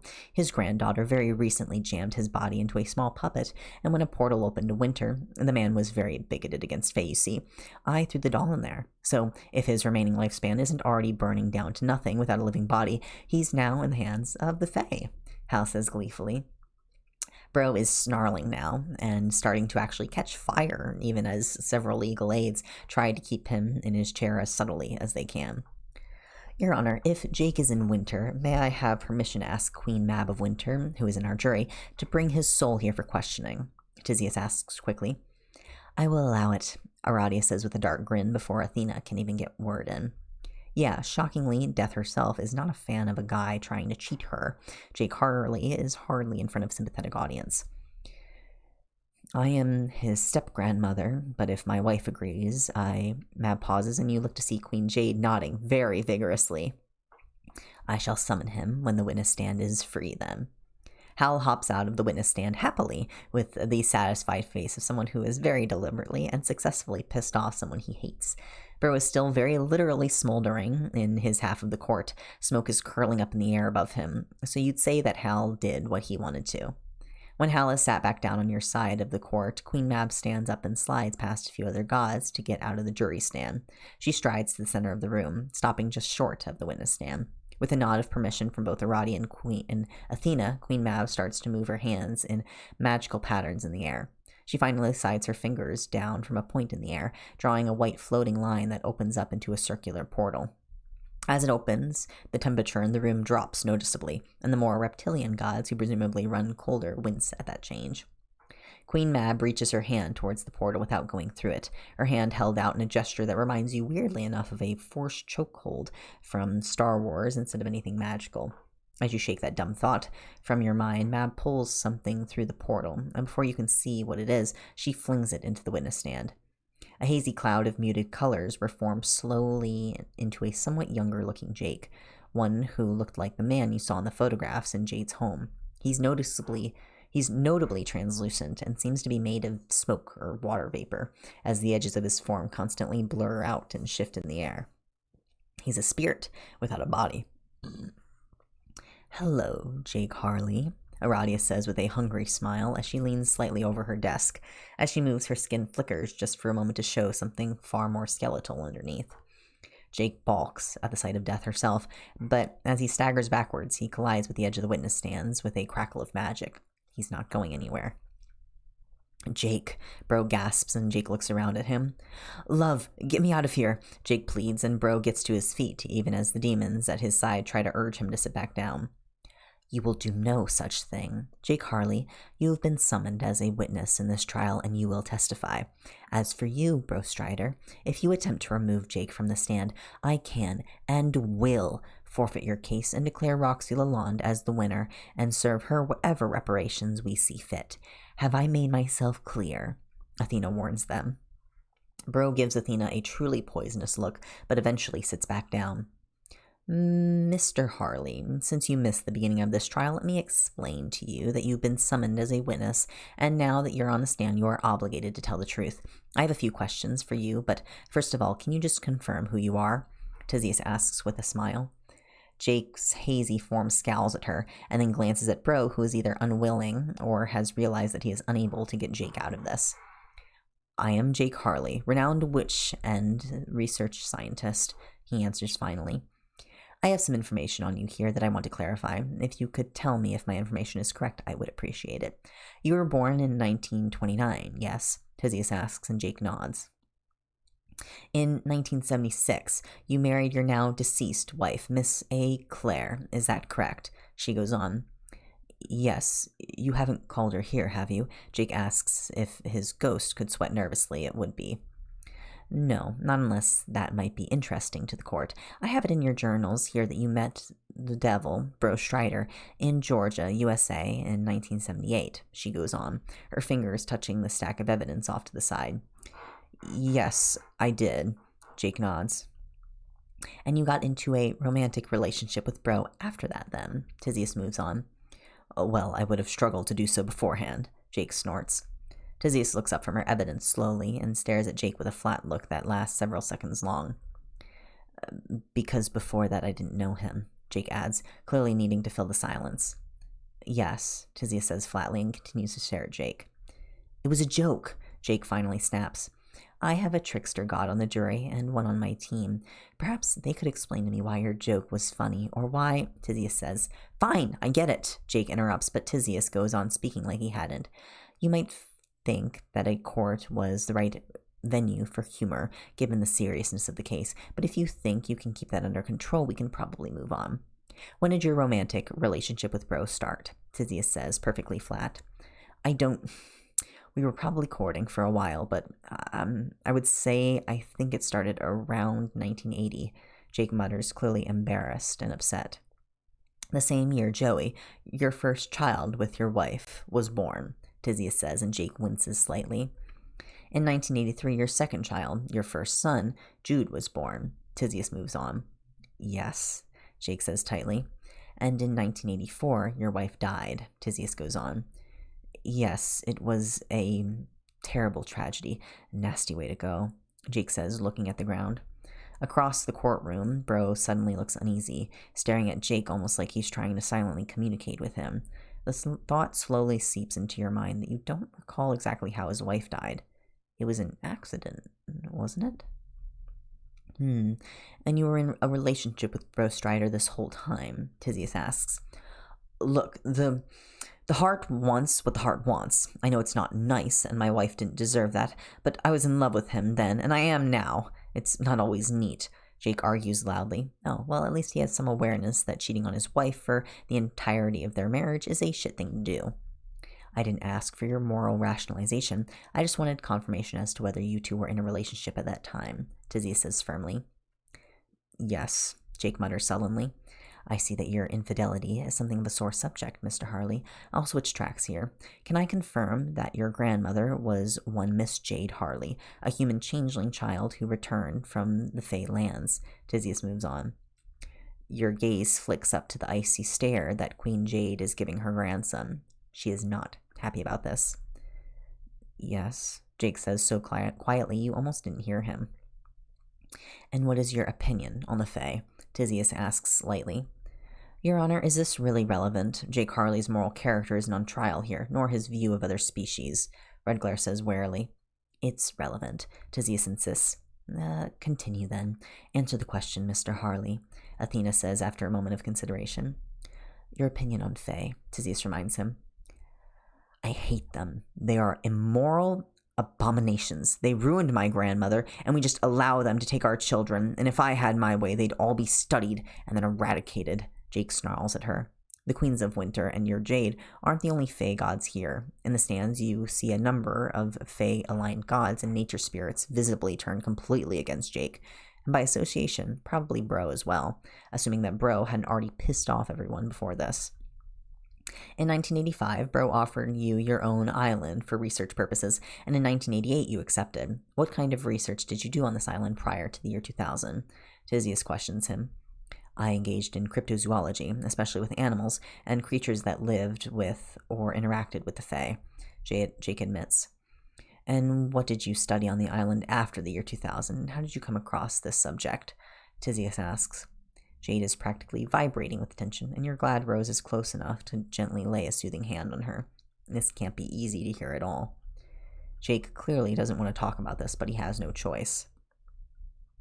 I wanted to study a Fae, to get a Fae child and study their development.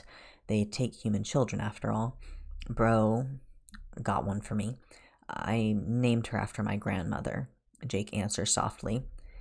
For the benefit of the court, I will point out that Jake's grandmother is now married to Queen Mab of Winter. Queen Jade of Winter is in the stands here today, and for the sake of transparency, the kidnapped Fae child in question, Jade Harley, is here with me, Tisius says and motions for Jade to stand.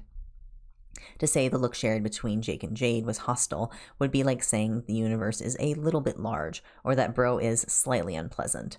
You're just in the vicinity of that exchange look and you feel uncomfortable. So he gave you Jade in the year 2000. I have the date in your journals as the 1st of December 2000. I also wanted to clear something related up here. Your journals indicate that Roxy and you met in 82, and she babysat your first two children a lawful lot, but that her work involved demonology. Also that you told Bro about her. Is that correct? Tisius asks as she flicks through her paper notes. Yes, Jake says sullenly, unable to deny what he did now. But you and Bro were still in a relationship at this point, weren't you? Was it not an exclusive relationship, or was his affair with Roxy not something that bothered you? After all, Dave was born just days after Bro had given you your own child, Tisius asks innocently.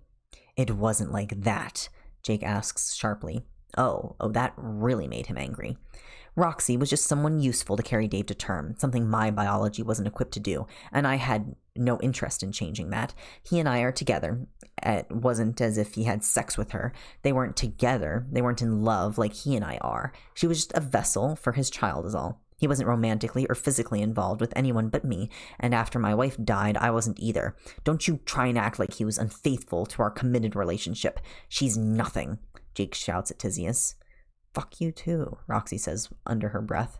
It's not like Roxy wanted to be involved with Bro, but she isn't nothing. She's more than Jake will ever be in any decent category you choose to use.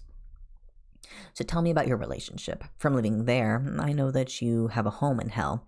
Could you tell me more about the things Bro has done for you that differentiate his relationship with you from what you insist is a purely transactional relationship with Roxy? Because you do have a history, but he gave her a son.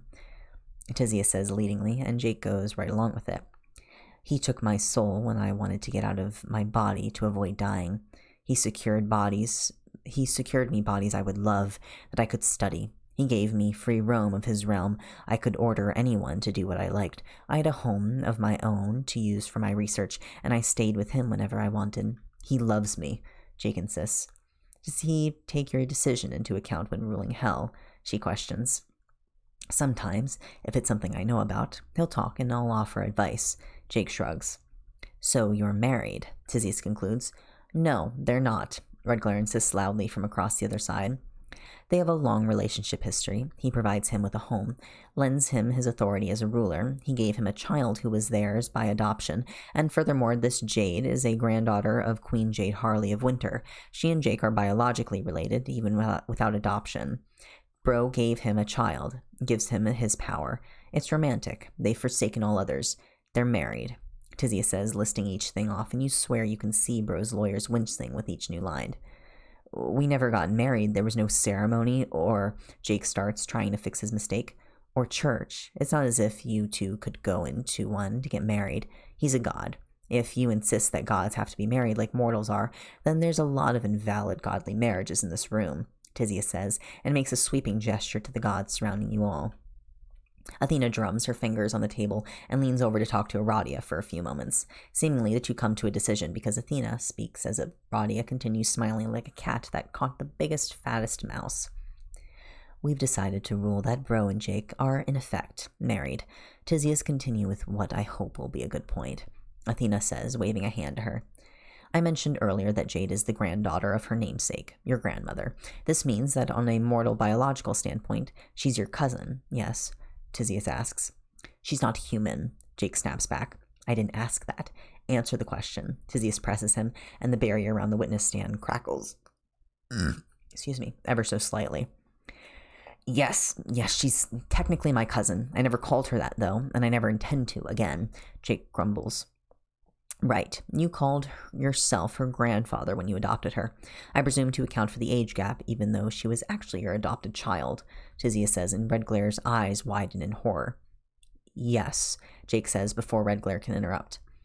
So given that you and Bro are married, and Bro brought her to you, and she is your child, at the very least, he is her stepfather, but as he brought Jade to you when you were already together, I think it's more accurate to say that you are both her adopted parents. I also want to account for the date of Jade's birth. It was before Dave's.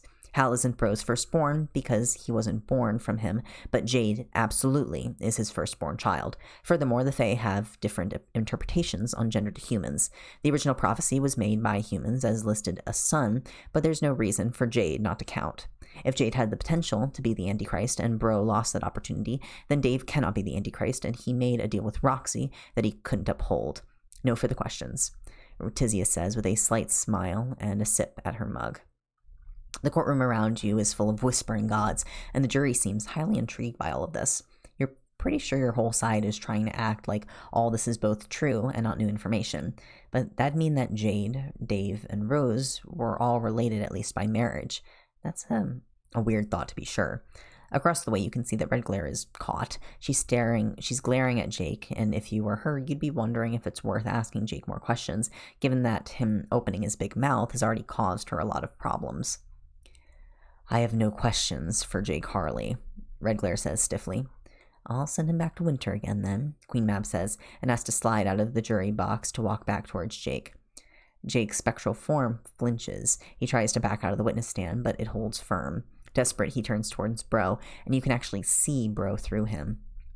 Love, help me, you can't let her send me back there. It hurts so much, Jake begs him. Bro rises to his feet, but Redglare catches him by the shoulder and hisses a quiet word at him, all the while Mab comes closer and closer. Please, Jake shouts. Mab waves a hand, and the same cold portal to Winter appears. The barrier around the witness stand flickers out, and Jake is suddenly dragged towards the portal. You cover your mouth in horror as Jake tries to grab for the rail of the witness stand, but his hands go straight through it. He screams as he's drawn through the portal, and the sound turns blood-curdling as he falls through. The sound lingers for several seconds before Mab shuts the way through to Winter with a snap of her fingers. Queen Mab stares Bro down, stares down the man who killed her daughter and son-in-law and stole her granddaughter. He took them from her, and clearly she's delighting in getting at least a modicum of revenge. She turns and glides back to her seat in the jury box. For Bro's part, you'd hesitate to say that he had a heart, but if he did, you'd almost say that it looks broken now. No matter how evil he is, it's clear that losing Jake actually hurt him, and hurt him badly. I call Jade Harley, that one, to the witness stand, Redglare says loudly before Bro can do something dumb. She points across the room to your Jade, just so she doesn't end up with Queen Jade instead. Jade stands up and makes her way to the witness stand. She steps inside and sits down on the seat there with calm and care. Under the magic of the witness stand, her appearance shifts to just as sharply fey as she was in Winter, if not more so. All the same, you fear for her as Redglare fixes her sights on Jade and starts to question her. Jade Harley, do you consider yourself to be the daughter of Jake Harley? Redglare asks. That question is so obviously a trick, but Jade is by far the smarter Harley, and unlike Jake, she doesn't immediately start incriminating her side. Instead, she just looks curiously at Redglare. In what sense? Legally, since he and your client are officially regarded as married? In a strict family tree sense? Emotionally from when I was a child, or now, or what? I need to know what you're asking, Jade says calmly and pleasantly enough. Ah, Faye, you couldn't be happier for Jade to be the species that she is, and for her to be devastatingly smart as she is. Have you ever thought of yourself as Jake Harley's daughter, in any sense? Redglare asks again. Yep, Jade says cheerily. When? Redglare presses her. Are you really asking me to remember every time I've had a specific thought? Who goes through their lives remembering exactly when they've had specific things? If I did that, I wouldn't have any time to do anything else, Jade exclaims. Have you thought of yourself as Bro Strider's daughter at any point in time, in any sense? Redglare tries again. Sure have, Jade says with a smile. Of course she has, literally just then. No doubt if Redglare presses her on it, she'd just get the same answer, about not being able to recall exactly when she did or didn't have such thoughts. It'd get Redglare no answers and just make her look bad at her job. Redglare's composure is faltering a little, and you can't help but notice that Athena is biting her lip as she tries to refrain from laughing. Redglare pinches the bridge of her nose and breathes deeply for a moment. When was the first time you remember seeing Bro Strider? Redglare says after a pause. On Valentine's Day this year, Jade admits. Did Jake ever tell you about Bro specifically, as opposed to just the concept of the devil in general? Redglare asks. Shit, a more specific question. No, Jade says, and smartly doesn't elaborate and give Redglare anything to work with beyond that. Did he have any part in raising you, to your knowledge? Redglare asks her. I consider him murdering my parents and kidnapping me to give me to Jake to be a very large part in how I was raised. Jade snaps at her. Shit, don't get mad, Jade. That only gives Redglare more room to work with. As Jade finally reacts emotionally, you see Tizia start to tense. Behind the cover of the desk, you can see the way her foot is tapping quietly on the floor, an outlet for nerves that isn't visible to the other side. Above the desk, she looks perfectly calm, and you're reminded about that stupid saying about ducks looking calm on the surface, but furiously paddling underneath the water. You think it was ducks. Maybe swans? Either way, both birds are jerks, and this metaphor is bad. But Bro didn't raise you or talk to you during your upbringing. Did anything, or do anything a father might? Redglare asks. I'm sure the opposing counsel isn't suggesting that a present godly father is a needed criteria for being a god, unless you're suggesting there that there are far fewer gods in here than I thought, Tisius asks with a smile. You look up and around at the room and scramble mentally for mythologies. A lot of the gods aren't exactly great in their child support department. That's likely not a road Redglare wants to take at all. I can see the discussion of fatherhood is upsetting you, Jade. I will, Redglare starts. I'm not, Jade cuts off with a hiss as the witness stand stops her from saying anything untrue. Jade is clearly upset, just not for the reason that Redglare is implying. As far as it looks to everyone else, Jade just confirmed that. That was a dirty trick. When you were raised, it was by Jake, who was human. Were you exposed to human media? Redglare asks. Yes, Jade answers unhappily. Were you introduced to Fae culture when you lived on the island? Redglare continues. You can see where this is going. I saw stuff made by humans, Jade says, trying to avert the oncoming conclusion. So your cultural and societal understanding of gender as you were raised is human, not Fae? Redglare asks. You glance at Tisius again. If her argument rests on Jade actually being the one who fitted the prophecy, only for Bro to screw it up because he didn't realize then, why is she not more unnerved at how it's unraveling? What else is going on here? You're sure there's something, but you just can't see the wood for the trees right now. Yes, but biologically I'm still Fae. Jade tries. Have you ever felt male? Have you felt dysphoric at being seen as female by humans or felt euphoria at the idea of being perceived as male instead? Redglare asks.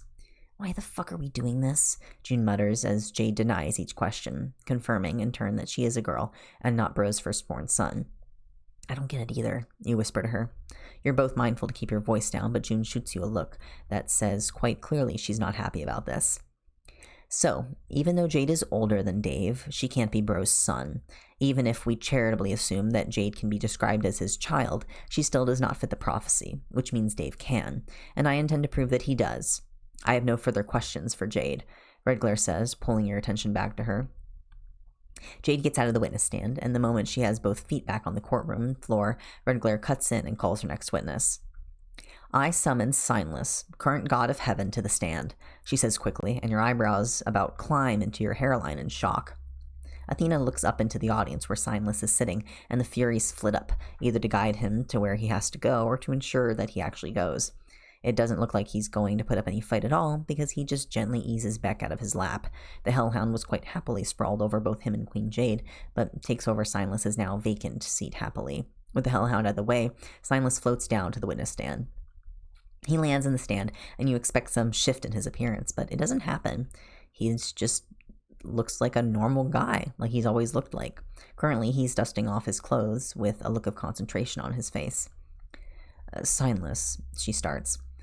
Sorry, excuse me for just a second. I'm absolutely covered in hellhound fur. Signless smiles and tries to get the stuff off of his clothes, a struggle you certainly relate to. Oh, I see it, the resemblance, Solix whispers. You don't think you really look like Signless at all, not beyond being roughly the same shade of brown and having the same kind of hair. You don't look a lot alike. What? You hiss at Solux, but when he returns to you, it's clear that he's looking at him with his little eyes only, not his main ones. Stop looking and just see him, Solix whispers to you. What the fuck does that even mean? Signless just looks like Signless. He's just a guy who happens to be a god as well now. He just got created with all this holy stuff and went around trying to unfuck things as much as he could, and was all about asking humans to maybe not be assholes to each other. He's just Signless, that's all. Redglare, wasn't it? Signless asks politely. Yes, Redglare answers, but she seems a little thrown. Pleasure. How can I help? Signless asks. We've been discussing the Antichrist. I know you go by Signless, so forgive me bringing this up, but you were the original Christ, to which there is an Antichrist. What do you know about the Antichrist? Redglare asks. Oh, well, you've already covered all of the prophecy stuff, so I won't go over that again. I would guess that being the Antichrist probably sucks about as much as my role did. You get given a life that you didn't ask, and then probably messily die in the end. Signless shrugs. I would appreciate it if you could reaffirm the identity of the Antichrist for the court, Redglare says. That'd be great for you, I'm sure, Signless says brightly, and you know he's deliberately being difficult just because he can, and he clearly doesn't like this, but he's playing by the rules technically, and... You glance at Solux, who is giving you a look. What resemblance? If you weren't in court, you'd shove him off of his chair for that. Who is the Antichrist? Red Glare rephrases, her tone tight. Don't you know? I was under the impression you were insisting it was Dave over there. That's the whole point of this trial thing, isn't it? Silas says, starting to grin a little as he talks. You can feel the look Solix is giving you, and you're not even looking at him. You are the son of your god. You're now god since Calliope died. You cannot expect me to believe that you don't know the truth of who the Antichrist is, Red Glare says flatly. Well, that's not a question, but I'll answer anyway. I can expect you to believe that. I was locked away in my own little area in heaven. I wasn't informed about anything from anyone in charge, and as you pointed out, I've only just recently taken over myself, Silas says with a shrug.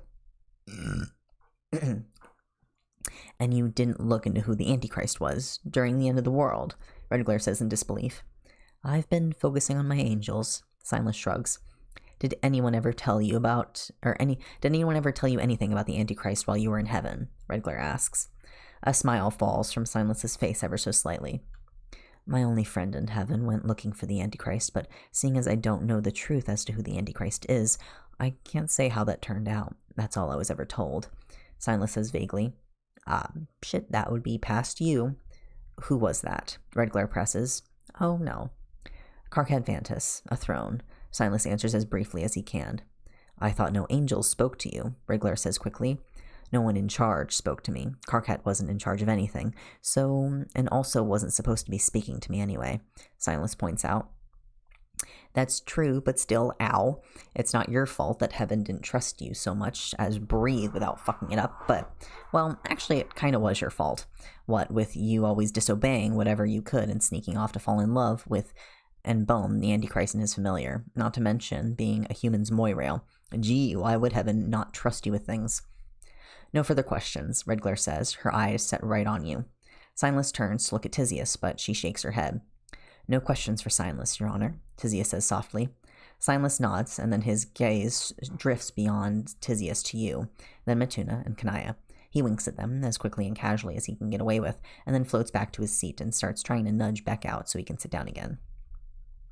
I call Carcad Vantis to the stand, Red Glare says loudly. Shit, you hiss, and in one of those moments of awkward timing, the room happened to be a little too quiet then, and you think a fair few people heard that. Great, just great. You get to your feet and shuffle awkwardly sidelong between the chairs until you're finally out. Once you're free, you head towards the witness stand, but as you pass Rose, you can't help but look at her. Her eyes meet yours, and she nods ever so slightly. She thinks you can do this. Maybe she knows more of Tisius' plan than you do, and what she expects you to say fits right in with it. That makes sense. Tisius spent far more time with her than with you. You hesitate before crossing to the witness stand, but when you finally cross the threshold, it feels like you go through a full-body sneeze as you're forced to revert back to your thrown form. You shudder all over at the sudden change, your rings trembling for moments before resuming their spin. It's not really possible for you to sit like this, so instead you just float above the remaining chair. Carcat Vantis, yes, Red Glare asks at you, her teal eyes boring into your many eyes. Yes, that's me.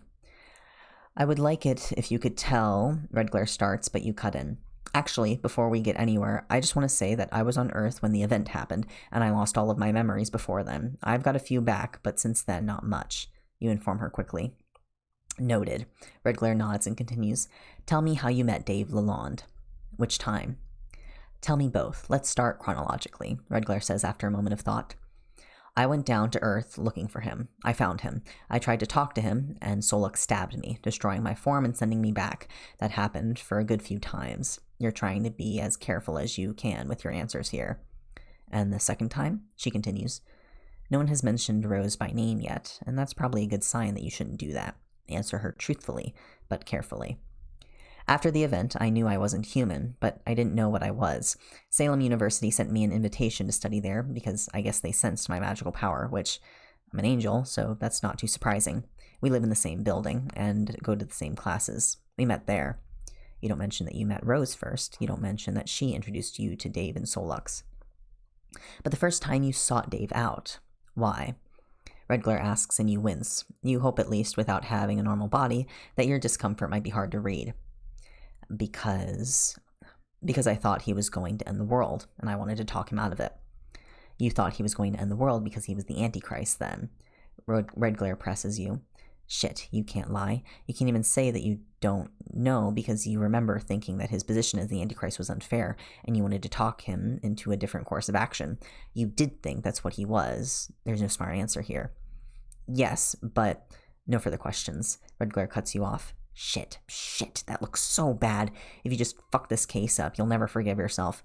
Tisius looks up at you and gives a reassuring smile. Karkat, do you currently work for Heaven? Tisius asks. No, I don't, you answer her. Why not? She goes on. They kicked me out. I fell. Should you say who you fell to exactly or not? But you seem so nice, and you'd seemingly been entrusted with stopping the Antichrist.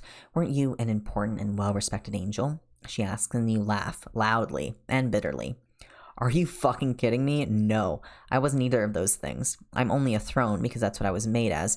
As far as I remember, I was demoted a bunch of times for not being a good angel at all. I got kicked out, and really recently on a huge list of charges. You snort. Briefly, you wonder how you make that sound without a nose, but then again, you don't have a mouth right now, so you'd rather not go down that particular rabbit hole. Since we have Signless right here, could I get permission of the judges to request a list of charges against Karkat? Tisius asks. Only on the condition that you read them all out loud, Aradia blurts before Athena can get a word in. Signless, would you happen to have... Oh, thank you. Tisius says as Signless is already pulling a long roll of paper out and floating it down to Tisius. Tisius catches it and unfurls the sheet of paper and starts to read. She seems to do so without taking a breath, and all in that flat voice of hers.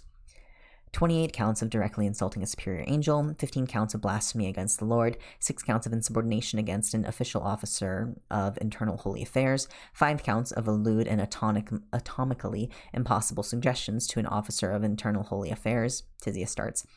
You did tell that one angel to shove his head up his ass, so when he talks shit, it'd at least be in the right place. You forget the others, but you regret none of them and you stand by your words.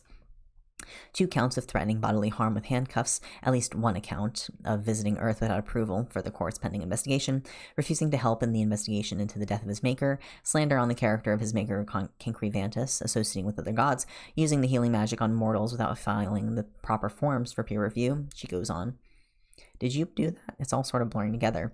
Encouraging mortals to mistrust God and heaven, associating with demons, attending a demon party, engaging in sexual relations sexual relations with several unholy forces, falsely representing the desires of an official of an officer of eternal holy affairs, told another angel who was inquiring if the officer needed anything that he needed to get fucking laid. Tisius continues, unbothered by how much several of your friends are failing to stifle their laughter. Making deals with demonic forces, making vows to other gods, exchanging information with demonic forces, allowing his mortal vessel to be possessed by the devil himself, bathing in holy water with his sinful mortal body, Tisius says. I have other things to do than listen to this, Bro interrupts her. I think we get the picture, Athena agrees. Just for the record, I wasn't even halfway through, but fine. Karkat, would you say it is accurate that even before you were thrown out of heaven, that you were not exactly trusted there? Tisius says. My maker didn't trust me for shit. No one told me anything, and as far as I know, I wasn't allowed to do much of anything. You agree. So do you think you would have been told who the Antichrist was by other angels? Tisius asks. The only way they would have told me is if they were explicitly ordering me to stay away from him. But you went down to Earth to find Dave, Tisius points out. Yeah, I snuck out to see him. Signless used to be kept separate from everyone, and I was able to sneak through his area to get down to Earth. I wasn't meant to be doing it at all. I remember being worried about getting caught. You very distinctly remember Cancre demanding you come to him at very inconvenient times for you. So you weren't doing this on Heaven's orders, or else you wouldn't have had to worry about that. So do you remember who told you that Dave was the Antichrist? Tisius asks. You're pretty sure you saw or heard things, but you weren't supposed to, and then sought out the best seer to get the rest of the way. You don't know how involved Rose was, but that said, you don't know that for sure you can honestly say that. No, I don't remember. Technically true. So we have no way of knowing who you got the information about Dave allegedly being the Antichrist from, or if they were telling the truth. Tell me, when did you find him and finally get to talk to him? Were you able to talk him out of ending the world? Tisius asks. Sort of. He didn't want to do it in the first place. He was just being pushed along the path by his father. He was all for not ending the world at all. What is she getting at here? Why did you keep seeing him then? Tisius asks. Oh, I I fell in love with him. I loved him and I hated Solux. I was in a relationship with them both. I mean, you read out that bit on my long list of crimes against heaven. The fact that you sought them out is no proof that Dave is the Antichrist, nor is you staying. I see. So tell me, Carcat, you're a fallen angel, but I notice that you didn't become a demon. You still appear to be an angel to me. If you don't serve heaven, then tell me, who do you serve? Tizzius asks. I serve Rose Lalonde. Is Rose Lalonde related to Roxy Lalonde? Tizzius asks. She is. She's Dave's twin.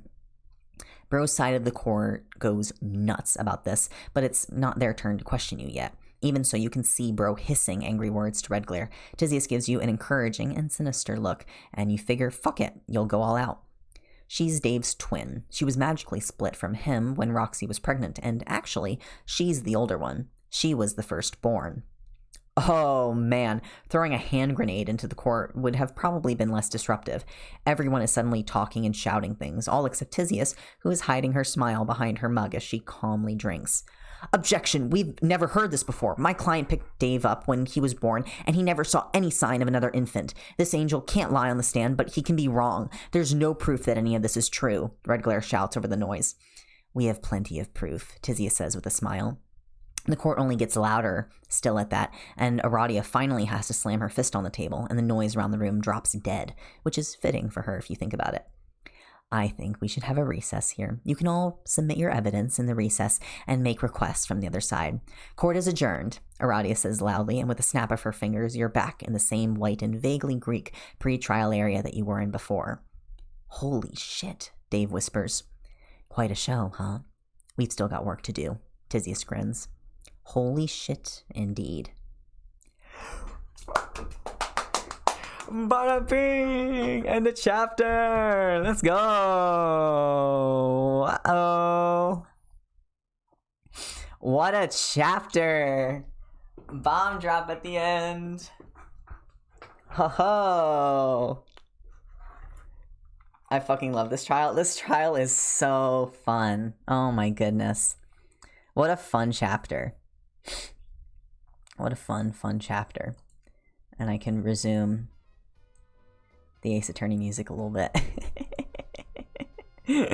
I serve Rose Lalonde. My god. Oh my goodness. Bum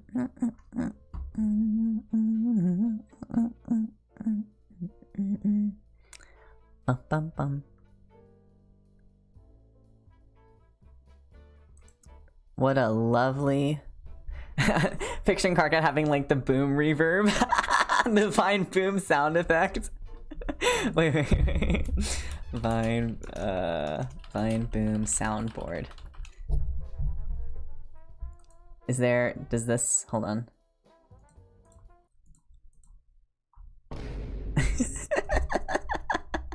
I serve Rose Lalonde. She's Dave's twin. She's Dave's twin. She was magically split from him when Roxy was pregnant, and, actually, she's the older one. She was the firstborn.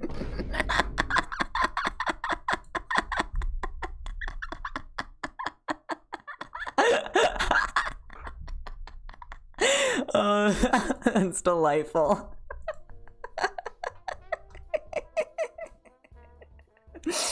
Oh my god.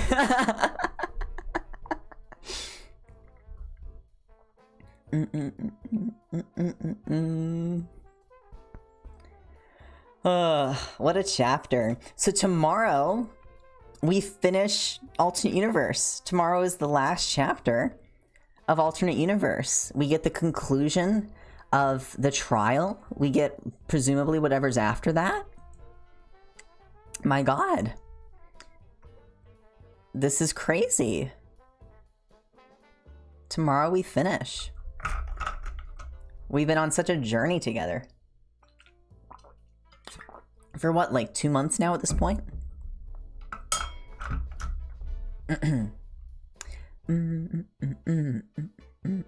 We've almost made it. Really, for real. Well, I'm not going to stick around as usual too late because this was a long chapter tonight. And we've hit about 2 hours. How has it been over 2 months, me tuning into these streams? I know, right? It's crazy. Tomorrow is gonna be wild. Tomorrow is gonna be crazy. Well, alternate universe main, there's like 5 supplementals and an animatic, and 4 have written fanfiction. 4 people that are in fanfiction individually. Yeah, we'll definitely have to look over the supplemental stuff. We'll probably watch the animatic tomorrow after stream, but I'm definitely gonna take a little break before we read supplemental stuff.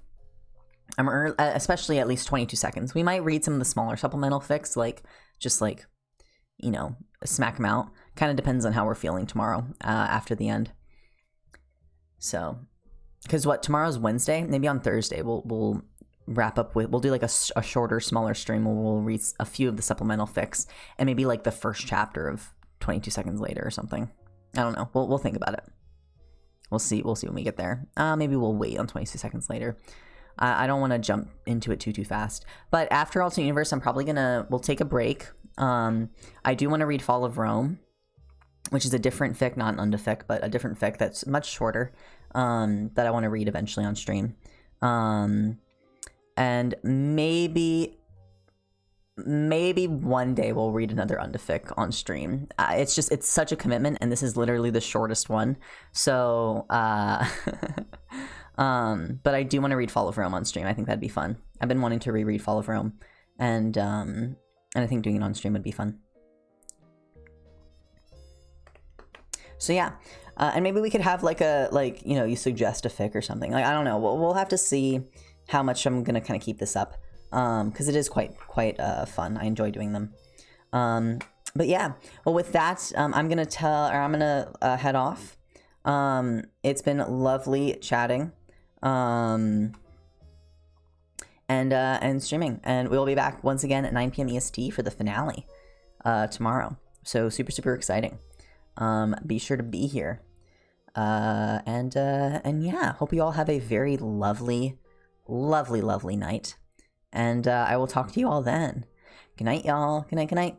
Bye-bye. Bye.